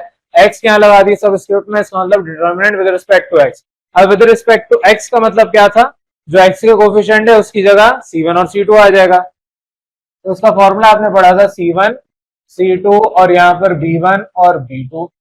अब यहाँ पर आप वैल्यूज पुट कर दें, C1 आपके पास 14, C2 आपका 7, B1 माइनस 7 और B2 आपके पास 0 है। सॉल्व कर लें, आपके पास 14 इंटू 0 माइनस माइनस 7 इंटू 7, तो आपके पास यहाँ पर 0 माइनस माइनस प्लस 7 इंटू 7 49, तो आपके पास 49 आंसर आ गया determinant with respect to x। Similarly determinant with respect to y, dy आप निकालेंगे, इसका फॉर्मूला आपने पढ़ा है। जहां पर y के कोफिशिएंट्स हैं वहां पर C1 और C2 पुट कर दें, कांस्टेंट पुट कर दें, तो आपके पास A1 और A2 4 और 1 है, C1 आपका 14, C2 आपके पास 7। सिंप्लीफाई कर लें, आपके पास 14 बल्कि 4 इंटू 7 और माइनस 14 इंटू 1, ये आपका होगा 28 minus 14 that is equal to 14। ये आ गया determinant with respect to y। अब आपको निकालना है for the values of X and Y, तो हेडिंग आप अलग से डालेंगे for the value of X. X के लिए फॉर्मूला आपने पढ़ा था determinant with respect to X divide by determinant with respect to coefficient या डिटर्मिनेंट ऑफ कोफिशिएंट्स। तो यहाँ पर आपके पास dx 49 है, डिटर्मिनेंट ऑफ कोफिशिएंट 7 है, x की वैल्यू आ गई 7, वो आपको ऑलरेडी गिवन थी, ठीक है। अगर आप अपने गौर से देखें तो x equal to 7 already given थी, आपने बाय यूजिंग क्रैमर्स रूल ये वैल्यू निकाल ली। नेक्स्ट आप हेडिंग डालेंगे for the value of y, y का आपका formula determinant with respect to y divide by determinant itself of coefficient, ये आपका answer 14 divide by 7 that is equal to 2, y equal to 2 ये आपका आंसर आ गया। एंड में आप यहाँ पर सोल्यूशन सेट x, y लिख देंगे। तो सिंपली इस तरीके से आपके पास ये वाला क्वेश्चन सॉल्व होगा। तो पिछला चैप्टर हम सारा डिस्कस कर चुके हैं, कोई भी सवाल ऐसा नहीं था, जाहिर है मैंने सवाल तो डिस्कस नहीं करवाए, लेकिन बहुत सारे क्वेश्चंस आप लोगों ने खुद सॉल्व किया, वो एक पैटर्न एक ही मेथड से हो रहे थे। तो पिछला जो चैप्टर मैट्रिसेस का हमने सीखा उसके अंदर मेथड आपको सिखा दिया अगर, तो अब सवाल कोई भी आ जाए तो आप वो सारे के सारे क्वेश्चंस अब हल करने के काबिल हैं। असाइनमेंट भी आपको इसलिए दिया कि आपके पास्ट ईयर में जितने भी क्वेश्चंस आए हैं आप उनको सॉल्व करने के काबिल हो, ताकि बोर्ड की प्रिपरेशन थोड़ी ज्यादा बेहतर हो सके। तो वहां पर आपका चैप्टर बिल्कुल वाइंड अप हो जाता है, आपका चैप्टर नंबर 7 था वो अब कंप्लीट हो जाता है।